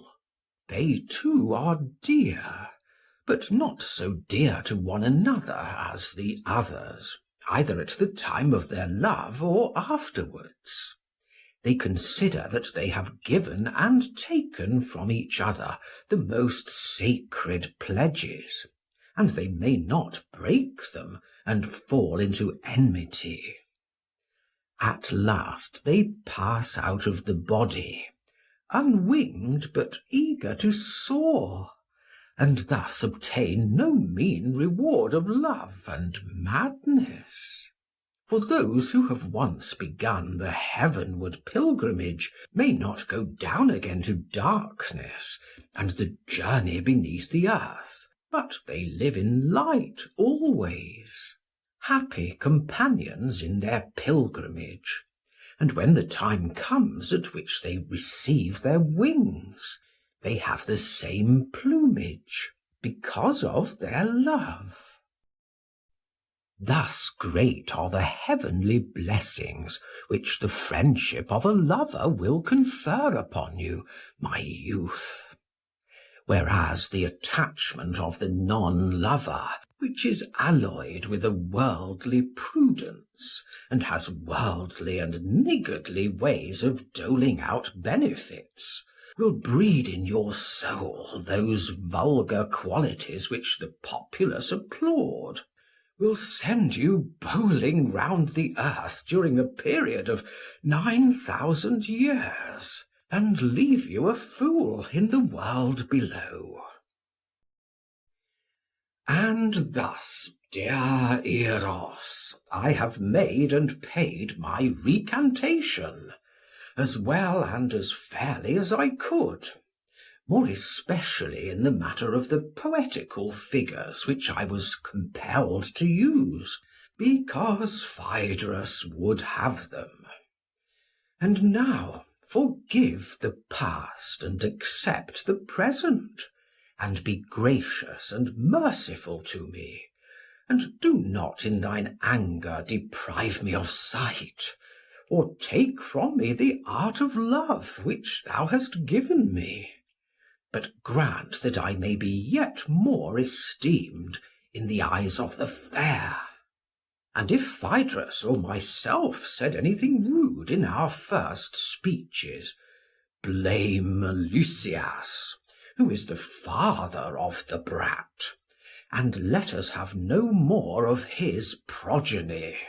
Bid him study philosophy like his brother Polemarchus, and then his lover Phaedrus will no longer halt between two opinions, but will dedicate himself wholly to love and to philosophical discourses. I join in the prayer, Socrates, and say with you, if this be for my good, may your words come to pass. But why did you make your second oration so much finer than the first? I wonder why. And I begin to be afraid that I shall lose conceit of Lysias, and that he will appear tame in comparison, even if he be willing to put another as fine and as long as yours into the field, which I doubt. For quite lately one of your politicians was abusing him on this very account, and called him a speech writer again and again, so that a feeling of pride may probably induce him to give up writing speeches. What a very amusing notion! But I think, my young man, that you are much mistaken in your friend, if you imagine that he is frightened at a little noise, and possibly you think that his assailant was in earnest. I thought, Socrates, that he was, and you are aware that the greatest and most influential statesmen are ashamed of writing speeches and leaving them in a written form, lest they should be called sophists by posterity. You seem to be unconscious, Phaedrus, that the sweet elbow of the proverb is really the long arm of the Nile. A proverb, like the grapes are sour, applied to pleasures which cannot be had, meaning sweet things which, like the elbow, are out of the reach of the mouth. The promised pleasure turns out to be a long and tedious affair. And you appear to be equally unaware of the fact that this sweet elbow of theirs is also a long arm. For there is nothing of which our great politicians are so fond as of writing speeches and bequeathing them to posterity. And they add their admirers' names at the top of the writing, out of gratitude to them. What do you mean? I do not understand. Why, do you not know that when a politician writes, he begins with the names of his approvers? How so? Why, he begins in this manner: be it enacted by the Senate, the people, or both, on the motion of a certain person, who is our author. And so, putting on a serious face, he proceeds to display his own wisdom to his admirers, in what is often a long and tedious composition. Now, what is that sort of thing but a regular piece of authorship? True. And if the law is finally approved, then the author leaves the theatre in high delight. But if the law is rejected, and he is done out of his speech-making, and not thought good enough to write, then he and his party are in mourning. Very true. So far are they from despising, or rather so highly do they value the practice of writing. No doubt. And when the king or orator has the power, as Lycurgus or Solon or Darius had, of attaining an immortality or authorship in a state, is he not thought by posterity when they see his compositions, and does he not think himself, while he is yet alive, to be a god? Very true. Then do you think that any one of this class, however ill-disposed, would reproach Lysias with being an author? Not upon your view, for according to you, he would be casting a slur on his own favourite pursuit. Any one may see that there is no disgrace in the mere fact of writing. Certainly not. The disgrace begins when a man writes not well, but badly. Clearly. And what is well, and what is badly? Need we ask Lysias or any other poet or orator who ever wrote or will write, either a political or any other work, in metre or out of metre, poet or prose writer, to teach us this? Need we? For what should a man live, if not for the pleasures of discourse? Surely not for the sake of bodily pleasures, which almost always have previous pain as a condition of them, and therefore are rightly called slavish. There is time enough. And I believe that the grasshoppers chirruping after their manner in the heat of the sun over our heads are talking to one another and looking down at us.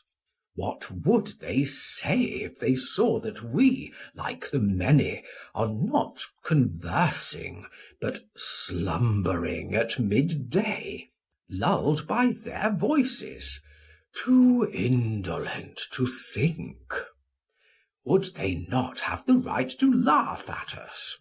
They might imagine that we were slaves, who, coming to rest at a place of resort of theirs, like sheep lie asleep at noon around the well. But if they see us discoursing, and like Odysseus sailing past them, deaf to their siren voices, they may perhaps, out of respect, give us of the gifts which they receive from the gods, that they may impart them to men. What gifts do you mean? I never heard of any. A lover of music like yourself ought surely to have heard the story of the grasshoppers, who are said to have been human beings in an age before the Muses. And when the Muses came and song appeared, they were ravished with delight, and singing always, never thought of eating and drinking, until at last in their forgetfulness they died. And now they live again in the grasshoppers, and this is the return which the Muses make to them. They neither hunger nor thirst, but from the hour of their birth are always singing, and never eating or drinking. And when they die, they go and inform the Muses in heaven who honours them on earth. They win the love of Terpsichore for the dancers by their report of them, of Erato for the lovers, and of the other muses for those who do them honour, according to the several ways of honouring them, of Calliope the eldest muse, and of Urania, who is next to her, or the philosophers, of whose music the grasshoppers make report to them. For these are the muses who are chiefly concerned with heaven and thought, divine as well as human, and they have the sweetest utterance. For many reasons, then, we ought always to talk, and not to sleep at midday.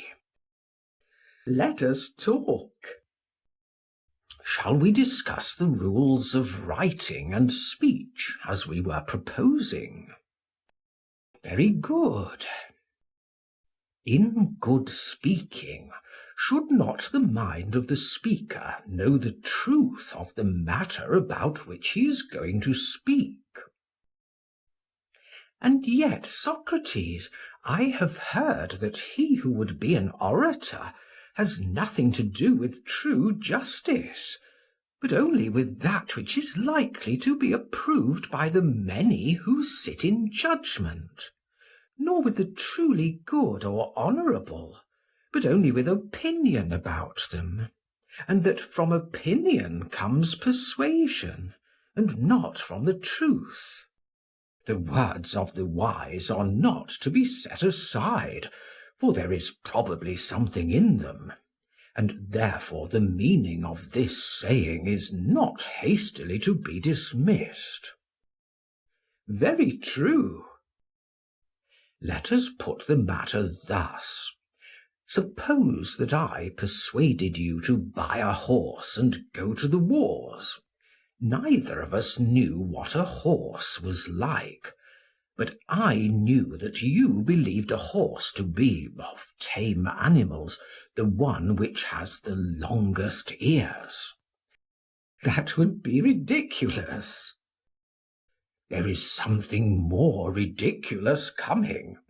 Suppose, further, that in sober earnest I, having persuaded you of this, went and composed a speech in honour of an ass, whom I entitled a horse, beginning, "A noble animal and a most useful possession, especially in war, and you may get on his back and fight, and he will carry baggage or anything." How ridiculous! Ridiculous, yes, but is not even a ridiculous friend better than a cunning enemy? Certainly. And when the orator, instead of putting an ass in the place of a horse, puts good for evil, being himself as ignorant of their true nature as the city on which he imposes is ignorant, and having studied the notions of the multitude, falsely persuades them not about the shadow of an ass, which he confounds with a horse, but about good, which he confounds with evil. What will be the harvest which rhetoric will be likely to gather after the sowing of that seed? The reverse of good. But perhaps rhetoric has been getting too roughly handled by us, and she might answer, "What amazing nonsense you are talking, as if I forced any man to learn to speak in ignorance of the truth. Whatever my advice may be worth, I should have told him to arrive at the truth first, and then come to me. At the same time, I boldly assert that mere knowledge of the truth will not give you the art of persuasion." There is reason in the lady's defence of herself. Quite true, if only the other arguments, which remain to be brought up, bear her witness that she is an art at all. but I seem to hear them arraying themselves on the opposite side, declaring that she speaks falsely, and that rhetoric is a mere routine and trick, not an art. Lo, a Spartan appears, and says that there never is nor ever will be a real art of speaking which is divorced from the truth. And what are these arguments, Socrates? Bring them out that we may examine them. Come out, fair children, and convince Phaedrus, who is the father of similar beauties, that he will never be able to speak about anything as he ought to speak, unless he have a knowledge of philosophy. And let Phaedrus answer you. Put the question. Is not rhetoric, taken generally, a universal art of enchanting the mind by arguments, which is practised not only in courts and public assemblies, but in private houses also, having to do with all matters, great as well as small, good and bad alike, and is in all equally right and equally to be esteemed? That is what you have heard. Nay, not exactly that. I should say rather that I have heard the art confined to speaking and writing in lawsuits, and to speaking in public assemblies, not extended farther.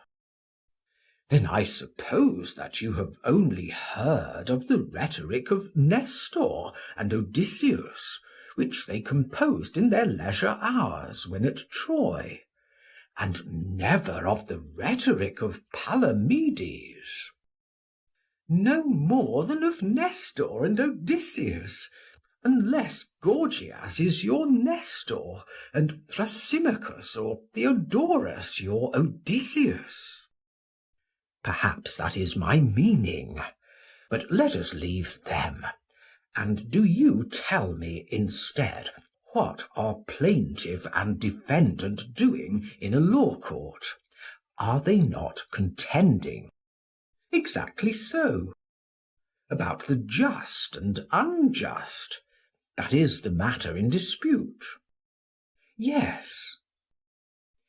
And a professor of the art will make the same thing appear to the same persons to be at one time just, at another time, if he is so inclined, to be unjust.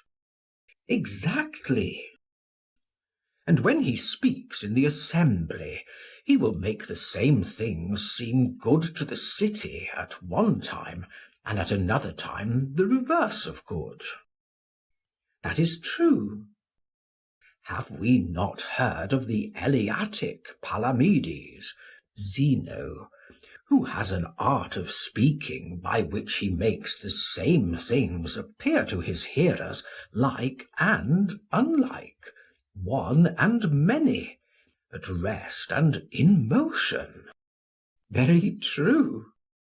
The art of disputation, then, is not confined to the courts and the assembly, but is one and the same in every use of language.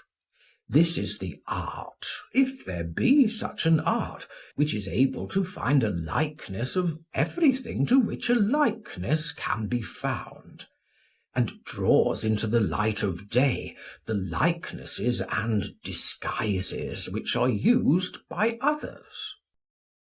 How do you mean? Let me put the matter thus. When will there be more chance of deception? When the difference is large or small? When the difference is small. And you will be less likely to be discovered in passing by degrees into the other extreme than when you go all at once. Of course. He then who would deceive others, and not be deceived, must exactly know the real likenesses and differences of things. He must. And if he is ignorant of the true nature of any subject, how can he detect the greater or less degree of likeness in other things to that of which, by the hypothesis, he is ignorant? He cannot. And when men are deceived, and their notions are at variance with realities, it is clear that the error slips in through resemblances. Yes, that is the way. Then he who would be a master of the art must understand the real nature of everything, or he will never know either how to make the gradual departure from truth into the opposite of truth, which is effected by the help of resemblances, or how to avoid it. He will not. He then who, being ignorant of the truth, aims at appearances, will only attain an art of rhetoric which is ridiculous, and is not an art at all. That may be expected. Shall I propose that we look for examples of art and want of art according to our notion of them, in the speech of Lysias, which you have in your hand, and in my own speech?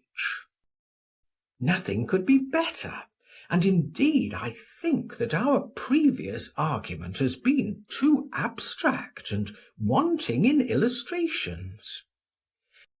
Yes, and the two speeches happen to afford a very good example of the way in which the speaker who knows the truth may, without any serious purpose, steal away the hearts of his hearers.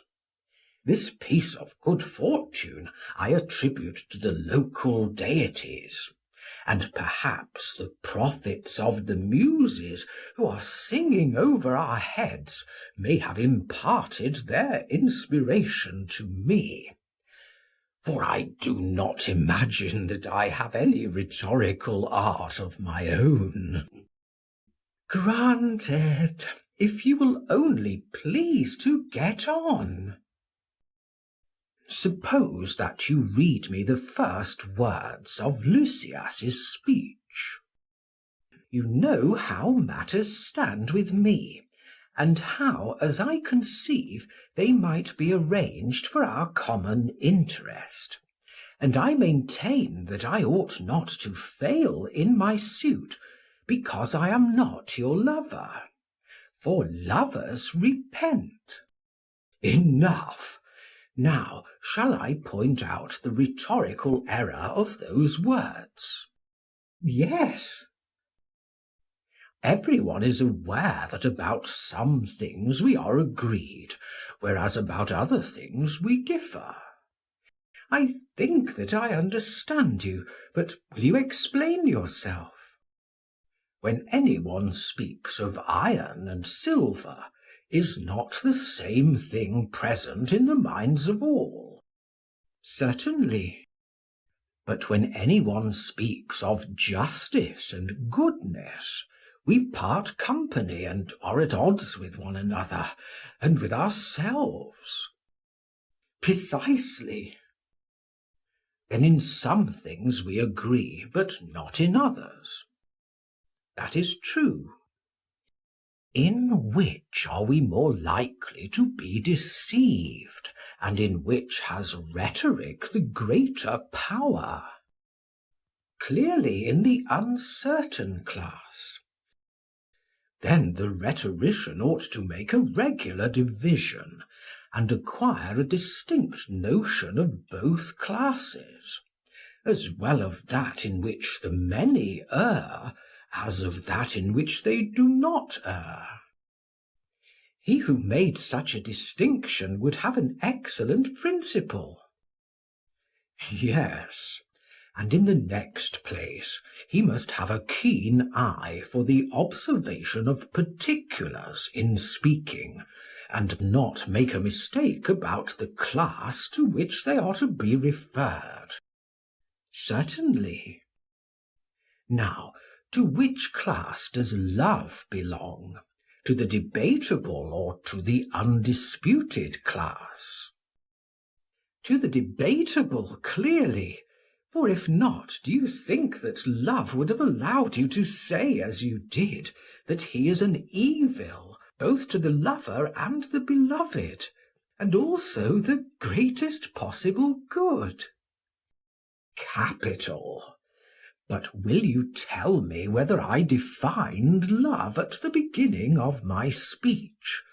For, having been in an ecstasy, I cannot well remember. Yes, indeed, that you did, and no mistake. Then I perceive that the nymphs of Achelous, and Pan the son of Hermes, who inspired me, were far better rhetoricians than Lysias the son of Cephalus. Alas, how inferior to them he is! But perhaps I am mistaken, and Lysias at the commencement of his lover's speech did insist on our supposing love to be something or other which he fancied him to be, and according to this model he fashioned and framed the remainder of his discourse. Suppose we read his beginning over again. If you please, but you will not find what you want. Read, that I may have his exact words. You know how matters stand with me, and how, as I conceive, they might be arranged for our common interest. And I maintain I ought not to fail in my suit because I am not your lover. For lovers repent of the kindnesses which they have shown, when their love is over. Here he appears to have done just the reverse of what he ought, for he has begun at the end, and is swimming on his back through the flood, to the place of starting. His address to the fair youth begins where the lover would have ended. Am I not right, sweet Phaedrus? Yes, indeed, Socrates, he does begin at the end. Then as to the other topics, are they not thrown down anyhow? Is there any principle in them? Why should the next topic follow next in order, or any other topic? I cannot help fancying, in my ignorance, that he wrote off boldly just what came into his head. But I dare say that you would recognise a rhetorical necessity in the succession of the several parts of the composition. You have too good an opinion of me, if you think that I have any such insight into his principles of composition. At any rate, you will allow that every discourse ought to be a living creature, having a body of its own, and a head and feet. There should be a middle, beginning and end, adapted to one another and to the whole. Certainly. Can this be said of the discourse of Lysias? See whether you can find any more connection in his words than in the epitaph which is said by some to have been inscribed on the grave of Midas the Phrygian. What is there remarkable in the epitaph? It is as follows. I am a maiden of bronze, and lie on the tomb of Midas. So long as water flows and tall trees grow, so long here on this spot by his sad tomb abiding, I shall declare to passers by that Midas sleeps below. Now in this rhyme, whether a line comes first or comes last, as you will perceive, makes no difference. You are making fun of that oration of ours. Well, I will say no more about your friend's speech, lest I should give offence to you, although I think that it might furnish many other examples of what a man ought rather to avoid. But I will proceed to the other speech, which, as I think, is also suggestive to students of rhetoric. In what way? The two speeches, as you may remember, were unlike. The one argued that the lover, and the other that the non-lover ought to be accepted. And right manfully. You should rather say madly, and madness was the argument of them, for, as I said, love is a madness. Yes. And of madness there were two kinds, one produced by human infirmity, the other was a divine release of the soul from the yoke of custom and convention. True. The divine madness was subdivided into four kinds: prophetic, initiatory, poetic, erotic, having four gods presiding over them. The first was the inspiration of Apollo, the second that of Dionysus, the third that of the Muses, the fourth that of Aphrodite and Eros. In the description of the last kind of madness, which was also said to be the best, we spoke of the affection of love in a figure, into which we introduced a tolerably credible and possibly true, though partly erring, myth, which was also a hymn in honour of love, who is your lord, and also mine, Phaedrus, and the guardian of fair children, and to him we sung the hymn in measured and solemn strain. I know that I had great pleasure in listening to you. Let us take this instance, and note how the transition was made from blame to praise. What do you mean? I mean to say that the composition was mostly playful, yet in these chance fancies of the hour were involved two principles of which we should be too glad to have a clearer description, if art could give us one. What are they? First, the comprehension of scattered particulars in one idea, as in our definition of love, which, whether true or false, certainly gave clearness and consistency to the discourse. The speaker should define his several notions, and so make his meaning clear.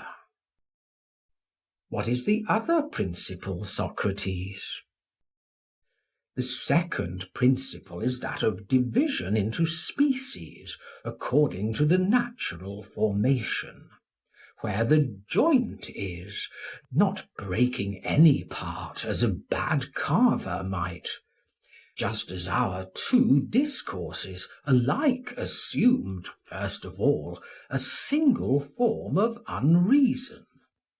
And then, as the body which from being one becomes double, and may be divided into a left side and right side, each having parts right and left of the same name, after this manner the speaker proceeded to divide the parts of the left side, and did not desist until he found in them an evil or left-handed love, which he justly reviled. and the other discourse leading us to the madness which lay on the right side, found another love, also having the same name, but divine, which the speaker held before us and applauded and affirmed to be the author of the greatest benefits. Most true. I am myself a great lover of these processes of division and generalization. They help me to speak and to think. And if I find any man who is able to see a one and many in nature, him I follow, and walk in his footsteps as if he were a god. And those who have this art I have hitherto been in the habit of calling dialecticians, but God knows whether the name is right or not. And I should like to know what name you would give to your or to Lucius's disciples, and whether this may not be that famous art of rhetoric which Thrasymachus and others teach and practice. Skilful speakers they are, and impart their skill to any who is willing to make kings of them, and to bring gifts to them. Yes, they are royal men, but their art is not the same with the art of those whom you call, and rightly in my opinion, dialecticians. Still we are in the dark about rhetoric. What do you mean? The remains of it, if there be anything remaining which can be brought under the rules of art, must be a fine thing, and at any rate is not to be despised by you and me. But how much is left? There is a great deal surely to be found in books of rhetoric. Yes, thank you for reminding me. There is the exordium, showing how the speech should begin, if I remember rightly. That is what you mean, the niceties of the art. Yes. Then follows the statement of facts, and upon that witnesses. Thirdly, proofs. Fourthly, probabilities are to come. The great Byzantian word-maker also speaks, if I am not mistaken, of confirmation and further confirmation. You mean the excellent Theodorus? Yes, and he tells how refutation or further refutation is to be managed, whether in accusation or defence. I ought also to mention the illustrious Parian, Evenus, who first invented insinuations and indirect praises, and also indirect censures, which according to some he put into verse to help the memory. But shall I to dumb forgetfulness consign Tisias and Gorgias, who are not ignorant that probability is superior to truth, and who by force of argument make the little appear great, and the great little, disguise the new in old fashions, and the old in new fashions, and have discovered forms for everything, either short or going on to infinity. I remember Prodicus laughing when I told him of this. He said that he had himself discovered the true rule of art, which was to be neither long nor short, but of a convenient length. Well done, Prodicus. Then there is Hippias, the Elean stranger, who probably agrees with him. Yes, and there is also Polus, who has treasuries of diplasiology and gnomology, and iconology, and who teaches in them the names of which Licymnius made him a present. They were to give a polish. Had not Protagoras something of the same sort? Yes, rules of correct diction, and many other fine precepts. For the sorrows of a poor old man, or any other pathetic case, no one is better than the Chalcedonian giant. He can put a whole company of people into a passion, and out of one again, by his mighty magic, and is first rate at inventing or disposing of any sort of calumny, on any grounds or none. All of them agree in asserting that a speech should end in a recapitulation, though they do not all agree to use the same word. You mean that there should be a summing up of the arguments in order to remind the hearers of them. I have now said all that I have to say of the art of rhetoric. Have you anything to add? Not much, nothing very important. Leave the unimportant, and let us bring the really important question into the light of day, which is, what power has this art of rhetoric, and when? A very great power in public meetings. It has. But I should like to know whether you have the same feeling as I have about the rhetoricians. To me there seem to be a great many holes in their web. Give an example. I will.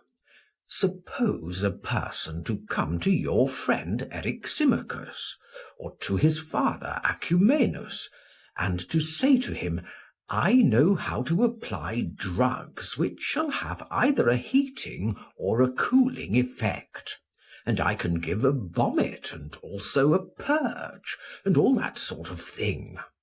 And knowing all this as I do, I claim to be a physician, and to make physicians by imparting this knowledge to others. What do you suppose that they would say? They would be sure to ask him whether he knew to whom he would give his medicines, and when and how much. And suppose that he were to reply, No, I know nothing of all that. I expect the patient who consults me to be able to do these things for himself. They would say in reply that he is a madman, or a pedant who fancies that he is a physician because he has read something in a book, or has stumbled on a prescription or two, although he has no real understanding of the art of medicine. And suppose a person were to come to Sophocles or Euripides and say that he knows how to make a very long speech about a small matter, and a short speech about a great matter, and also a sorrowful speech, or a terrible or threatening speech, or any other kind of speech, and in teaching this fancies that he is teaching the art of tragedy. They too would surely laugh at him if he fancies that tragedy is anything but the arranging of these elements in a manner which will be suitable to one another and to the whole. But I do not suppose that they would be rude or abusive to him. Would they not treat him as a musician, a man who thinks that he is a harmonist because he knows how to pitch the highest and lowest note? Happening to meet such an one, he would not say to him savagely, "Fool, you are mad," but like a musician, in a gentle and harmonious tone of voice, he would answer, "My good friend, he who would be a harmonist must certainly know this, and yet he may understand nothing of harmony if he has not got beyond your stage of knowledge, for you only know the preliminaries of harmony, and not harmony itself." Very true. And will not Sophocles say to the display of the would-be tragedian, that this is not tragedy, but the preliminaries of tragedy? And will not Acumenus say the same of medicine to the would-be physician? Quite true. And if Adrastus the mellifluous, or Pericles, heard of these wonderful arts, brachylogies and iconologies, and all the hard names which we have been endeavouring to draw into the light of day, what would they say? Instead of losing temper and applying uncomplimentary epithets, as you and I have been doing, to the authors of such an imaginary art, their superior wisdom would rather censure us, as well as them. "Have a little patience, Phaedrus and Socrates," they would say. "You should not be in such a passion with those who, from some want of dialectical skill, are unable to define the nature of rhetoric, and consequently suppose that they have found the art in the preliminary conditions of it; and when these have been taught by them to others, fancy that the whole art of rhetoric has been taught by them. But as to using the several instruments of the art effectively, or making the composition a whole, an application of it such as this is, they regard as an easy thing, which their disciples may make for themselves." I quite admit, Socrates, that the art of rhetoric which these men teach, and of which they write, is such as you describe. There I agree with you, but I still want to know where and how the true art of rhetoric and persuasion is to be acquired. The perfection which is required of the finished orator is, or rather must be, like the perfection of anything else, partly given by nature, but may also be assisted by art. If you have the natural power and add to it knowledge and practice, you will be a distinguished speaker. If you fall short in either of these, you will be to that extent defective. But the art, as far as there is an art of rhetoric, does not lie in the direction of Lysias or Thrasymachus. In what direction, then? I conceive Pericles to have been the most accomplished of rhetoricians. What of that? All the great arts require discussion and high speculation about the truths of nature. Hence come loftiness of thought and completeness of execution. And this, as I conceive, was the quality which, in addition to his natural gifts, Pericles acquired from his intercourse with Anaxagoras, whom he happened to know. He was thus imbued with the higher philosophy, and attained the knowledge of mind, and the negative of mind, which were favourite themes of Anaxagoras, and applied what suited his purpose to the art of speaking. Explain. Rhetoric is like medicine. How so? Why, because medicine has to define the nature of the body, and rhetoric of the soul. If we would proceed not empirically but scientifically, In the one case to impart health and strength by giving medicine and food, in the other to implant the conviction or virtue which you desire by the right application of words and training. There, Socrates, I suspect that you are right. And do you think that you can know the nature of the soul intelligently without knowing the nature of the whole? Hippocrates the Asclepiad says that the nature even of the body can only be understood as a whole. Yes, friend, and he was right. Still, we ought not to be content with the name of Hippocrates, but to examine and see whether his argument agrees with his conception of nature. I agree. Then consider what truth, as well as Hippocrates, says about this or about any other nature.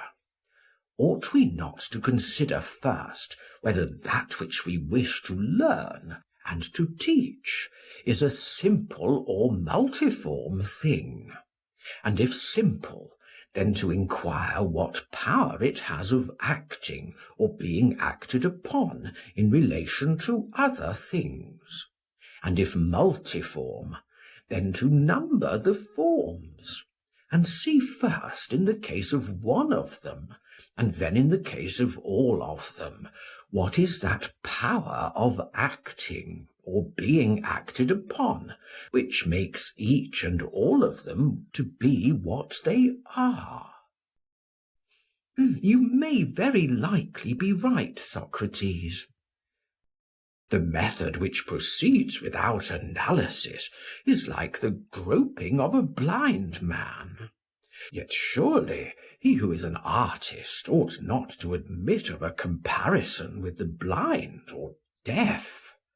The rhetorician who teaches his pupil to speak scientifically will particularly set forth the nature of that being to which he addresses his speeches, and this I conceive to be the soul. Certainly. His whole effort is directed to the soul, for in that he seeks to produce conviction.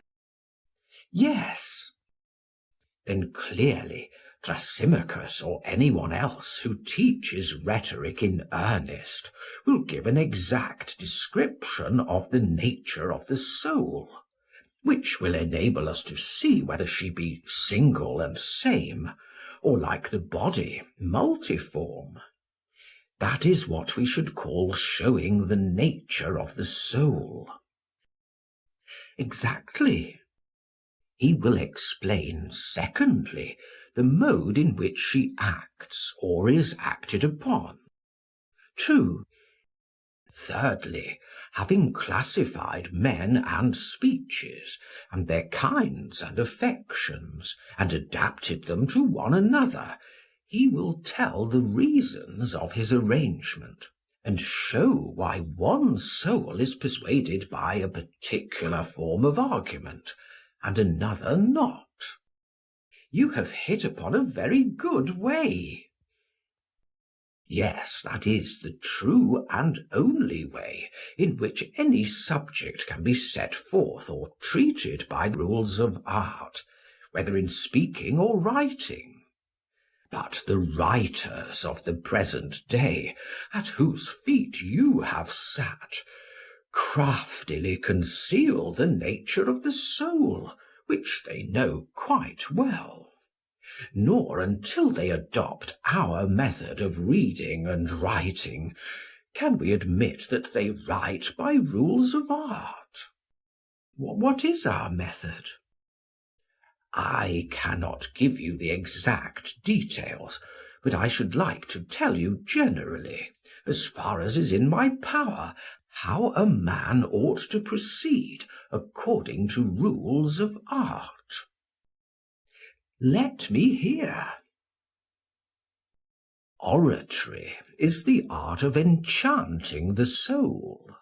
and therefore he who would be an orator has to learn the differences of human souls. They are so many and of such a nature, and from them come the differences between man and man. Having proceeded thus far in his analysis, he will next divide speeches into their different classes. Such and such persons, he will say, are affected by this or that kind of speech, in this or that way, and he will tell you why. The pupil must have a good theoretical notion of them first, and then he must have experience of them in actual life, and be able to follow them with all his senses about him, or he will never get beyond the precepts of his masters. But when he understands what persons are persuaded by what arguments, and sees the person about whom he was speaking in the abstract actually before him, and knows that it is he, and can say to himself, this is the man, or this is the character, who ought to have a certain argument applied to him in order to convince him of a certain opinion. He who knows all this, and knows also when he should speak, and when he should refrain, and when he should use pithy sayings, pathetic appeals, sensational effects, and all the other modes of speech which he has learned. When, I say, he knows the times and seasons of all these things, then, and not till then, he is a perfect master of his art. But if he fail in any of these points, whether in speaking or teaching or writing them, and yet declares that he speaks by rules of art, he who says, I don't believe you, has the better of him. Well, the teacher will say, is this, Phaedrus and Socrates, your account of the so-called art of rhetoric, or am I to look for another? He must take this, Socrates, for there is no possibility of another, and yet the creation of such an art is not easy. Very true. And therefore let us consider this matter in every light, and see whether we cannot find a shorter and easier road. There is no use in taking a long, rough, roundabout way, if there be a shorter and easier one. And I wish that you would try and remember whether you have heard from Lysias or any one else anything which might be of service to us. If trying would avail, then I might, but at the moment I can think of nothing. Suppose I tell you something which somebody who knows told me. Certainly. May not the wolf, as the proverb says, claim a hearing? Do you say what can be said for him? He will argue that there is no use in putting a solemn face on these matters, or in going round and round until you arrive at first principles. For as I said at first, when the question is of justice or good, or is a question in which men are concerned who are just and good, either by nature or habit, he who would be a skilful rhetorician has no need of truth. For that in courts of law men literally care nothing about truth, but only about conviction. And this is based on probability, to which he who would be a skilful orator should therefore give his whole attention. And they say also that there are cases in which the actual facts, if they are improbable, ought to be withheld, and only the probabilities should be told, either in accusation or defence, and that always, in speaking, the orator should keep probability in view, and say good-bye to the truth. And the observation of this principle throughout a speech furnishes the whole art.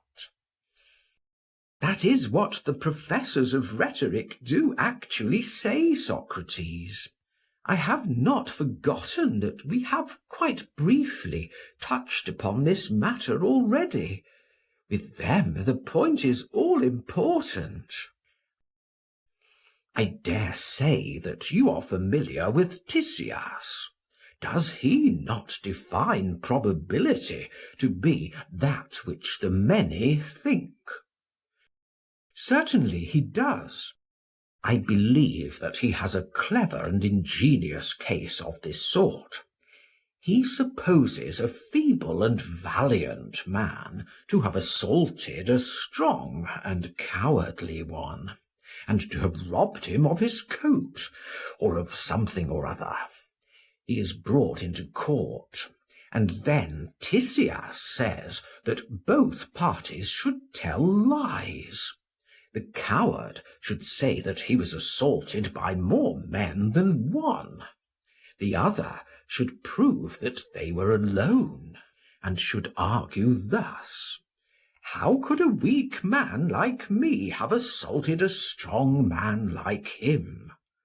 The complainant will not like to confess his own cowardice, and will therefore invent some other lie, which his adversary will thus gain an opportunity of refuting. And there are other devices of the same kind, which have a place in the system. Am I not right, Phaedrus?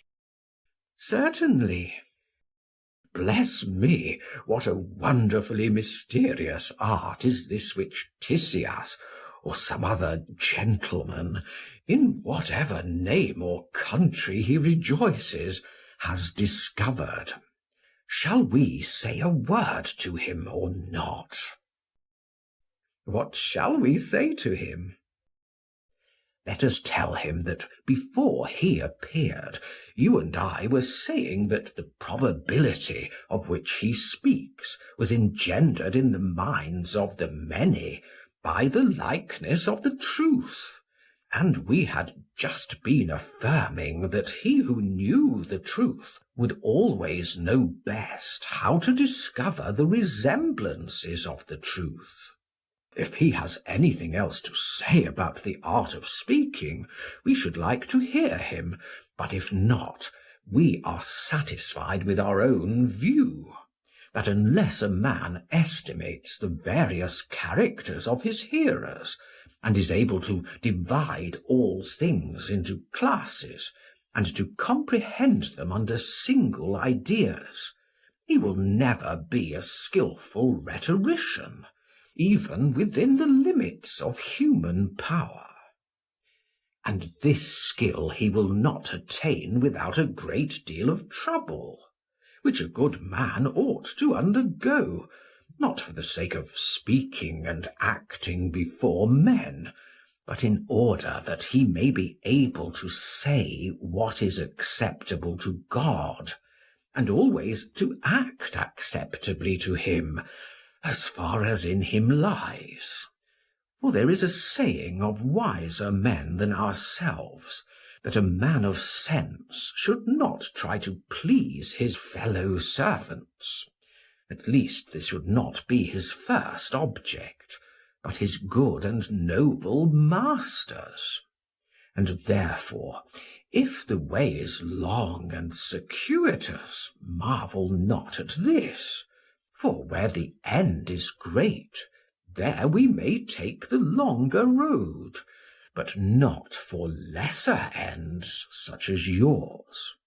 Truly, the argument may say, Tisias, that if you do not mind going so far, rhetoric has a fair beginning here. I think, Socrates, that this is admirable, if only practicable. But even to fail in an honourable object is honourable. True. Enough appears to have been said by us of a true and false art of speaking. Certainly. But there is something yet to be said of propriety and impropriety of writing. Yes. Do you know how you can speak or act about rhetoric in a manner which will be acceptable to God? No, indeed.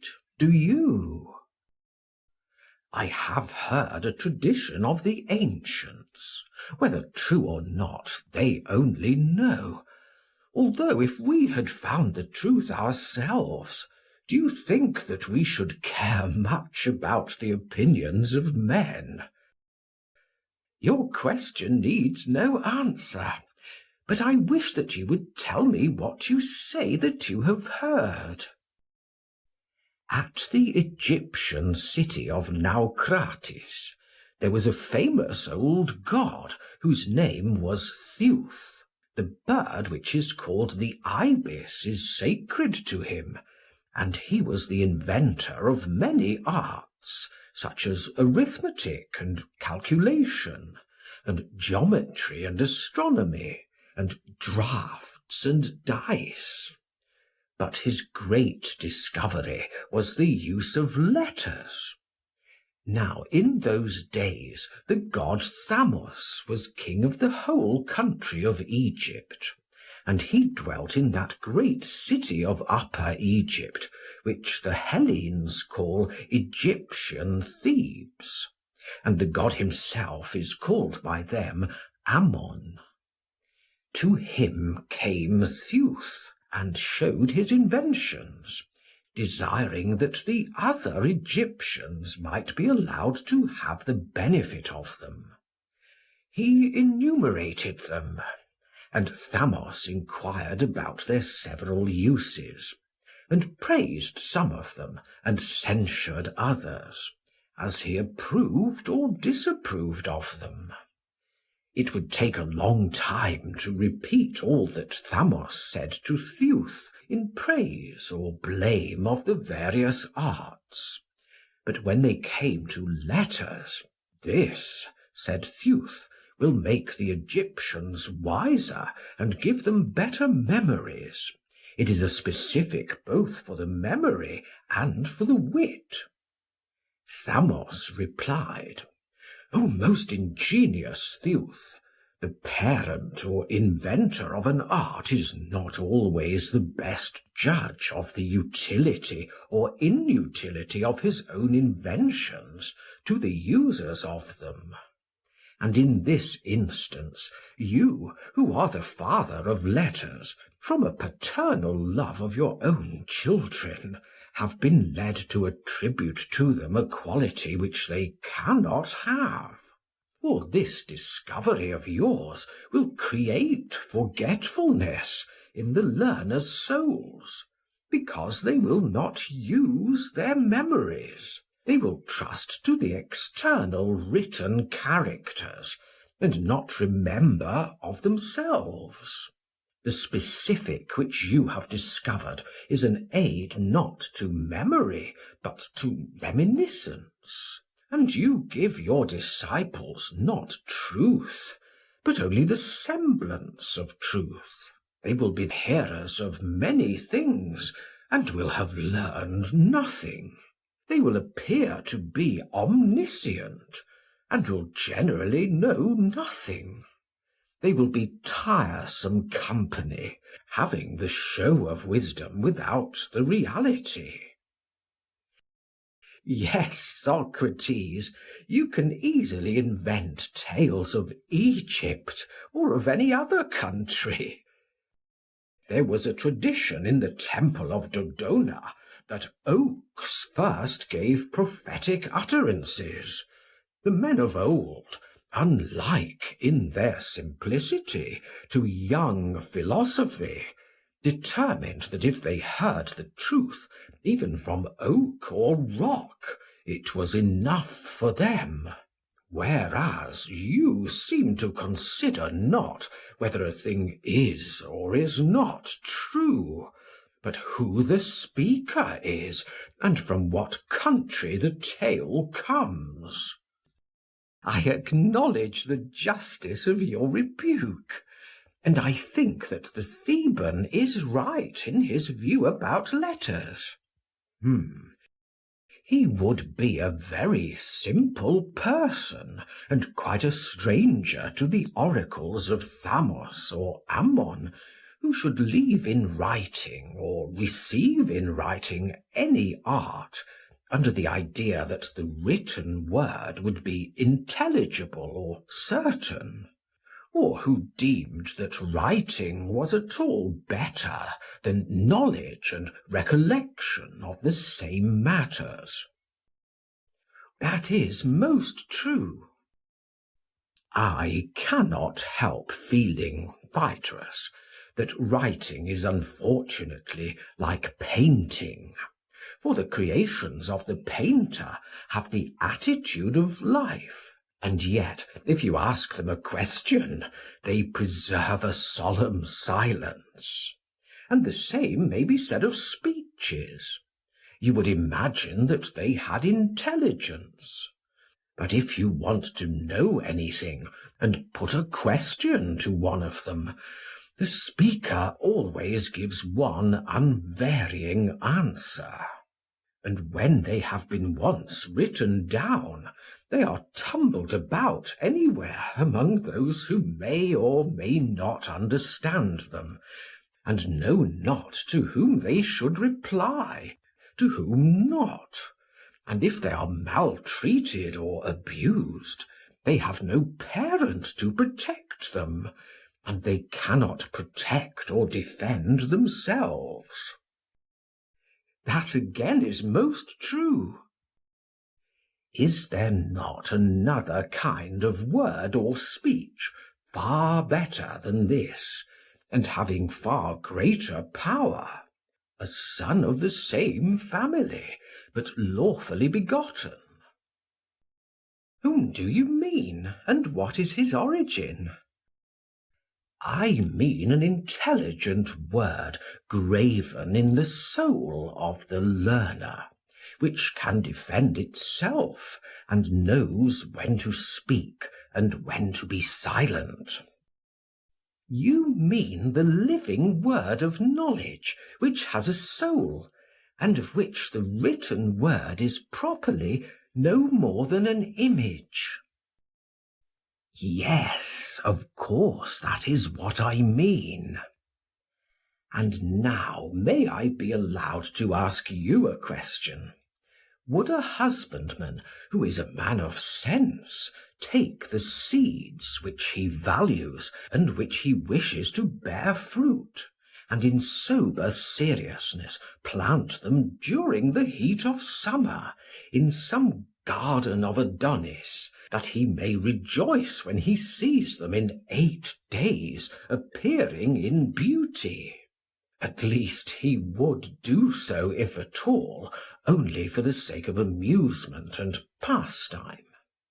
But if he is in earnest, he sows in fitting soil, and practises husbandry, and is satisfied if in 8 months the seeds which he has sown arrive at perfection. Yes, Socrates, that will be his way when he is in earnest. He will do the other, as you say, only in play.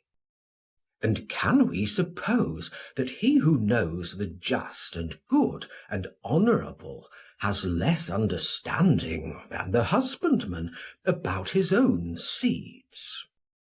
Certainly not.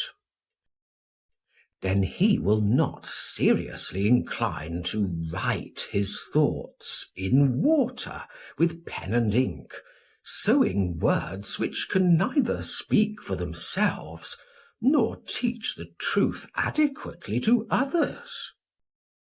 No, that is not likely.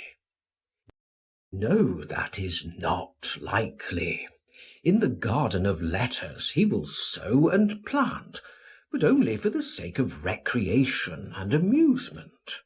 He will write them down as memorials, to be treasured against the forgetfulness of old age, by himself or by any other old man who is treading the same path. He will rejoice in beholding their tender growth, and while others are refreshing their souls with banqueting and the like, this will be the pastime in which his days are spent. A pastime, Socrates, as noble as the other is ignoble. The pastime of a man who can be amused by serious talk, and can discourse merrily about justice and the like. True, Phaedrus, but nobler far is the serious pursuit of the dialectician, who, finding a congenial soul, by the help of science sows and plants therein words which are able to help themselves, and him who planted them, and are not unfruitful, but have in them a seed which others, brought up in different soils, render immortal, making the possessors of it happy to the utmost extent of human happiness. Far nobler, certainly. And now, Phaedrus, having agreed upon the premises, we may decide about the conclusion. About what conclusion? About Lysias, whom we censured, and his art of writing, and his discourses, and the rhetorical skill or want of skill which was shown in them. These are the questions which we sought to determine, and they brought us to this point. And I think that we are now pretty well informed about the nature of art and its opposite. Yes, I think with you, but I wish that you would repeat what was said.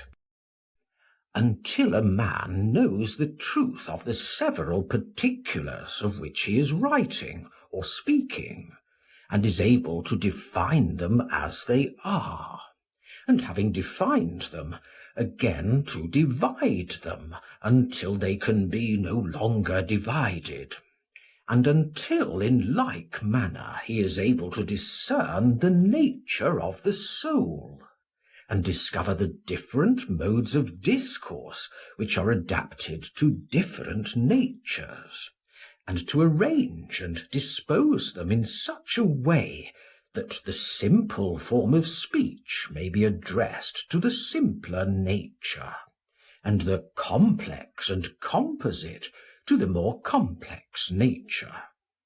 Until he has accomplished all this, he will be unable to handle arguments according to rules of art, as far as their nature allows them to be subjected to art, either for the purpose of teaching or persuading. Such is the view which is implied in the whole preceding argument. Yes, that was our view, certainly. Secondly, as to the censure which was passed on the speaking or writing of discourses, and how they might be rightly or wrongly censured, did not our previous argument show? Show what? That whether Lysias or any other writer that ever was or will be, whether private man or statesman, proposes laws and so becomes the author of a political treatise, fancying that there is any great certainty and clearness in his performance. The fact of his so writing is only a disgrace to him, whatever men may say. For not to know the nature of justice and injustice, and good and evil, and not to be able to distinguish the dream from the reality cannot in truth be otherwise than disgraceful to him, even though he have the applause of the whole world. Certainly. But he who thinks that in the written word there is necessarily much which is not serious, and that neither poetry nor prose, spoken or written, is of any great value, if, like the compositions of the rhapsodes, they are only recited in order to be believed, and not with any view to criticism or instruction, and who thinks that even the best of writings are but a reminiscence of what we know, and that only in principles of justice and goodness and nobility, taught and communicated orally for the sake of instruction, and graven in the soul, which is the true way of writing, is there clearness and perfection and seriousness, and that such principles are a man's own and his legitimate offspring, being in the first place the word which he finds in his own bosom, secondly, the brethren and descendants and relations of his idea, which have been duly implanted by him in the souls of others, and who cares for them and no others. This is the right sort of man, and you and I, Phaedrus, would pray that we may become like him. That is most assuredly my desire and prayer. And now the play is played out, and of rhetoric enough.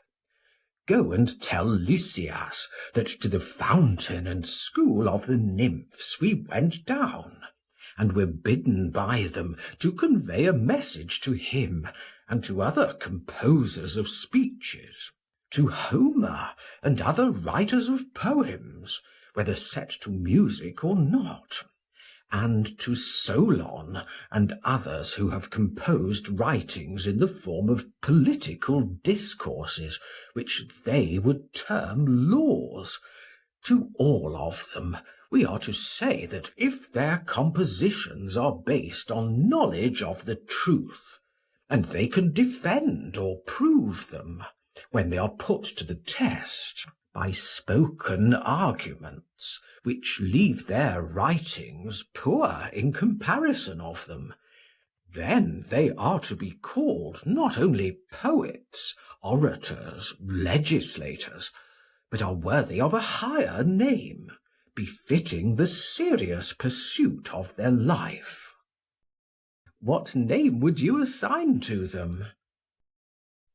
Wise I may not call them, for that is a great name which belongs to God alone. Lovers of wisdom, or philosophers, is their modest and befitting title. Very suitable. And he who cannot rise above his own compilations and compositions, which he has been long patching and piecing, adding some and taking away some, may be justly called poet, or speech-maker, or law-maker. Certainly. Now go and tell this to your companion. But there is also a friend of yours who ought not to be forgotten. Who is he? Socrates the fair. What message will you send to him, and how shall we describe him? Socrates is still young, Phaedrus, but I am willing to hazard a prophecy concerning him. What would you prophesy? I think that he has a genius which soars above the orations of Lysias, and that his character is cast in a finer mould. My impression of him is that he will marvellously improve as he grows older, and that all former rhetoricians will be as children in comparison of him. And I believe that he will not be satisfied with rhetoric, but that there is in him a divine inspiration, which will lead him to things higher still. For he has an element of philosophy in his nature. This is the message of the gods dwelling in this place, and which I will myself deliver to Isocrates, who is my delight. And do you give the other to Lysias, who is yours. I will. And now, as the heat is abated, let us depart. Should we not offer up a prayer first of all to the local deities? By all means. Beloved Pan, and all ye other gods who haunt this place, give me beauty in the inward soul, and may the outward and inward man be at one. May I reckon the wise to be the wealthy, and may I have such a quantity of gold as a temperate man, and he only, can bear and carry. Anything more? The prayer, I think, is enough for me. Ask the same for me, for friends should have all things in common. Let us go.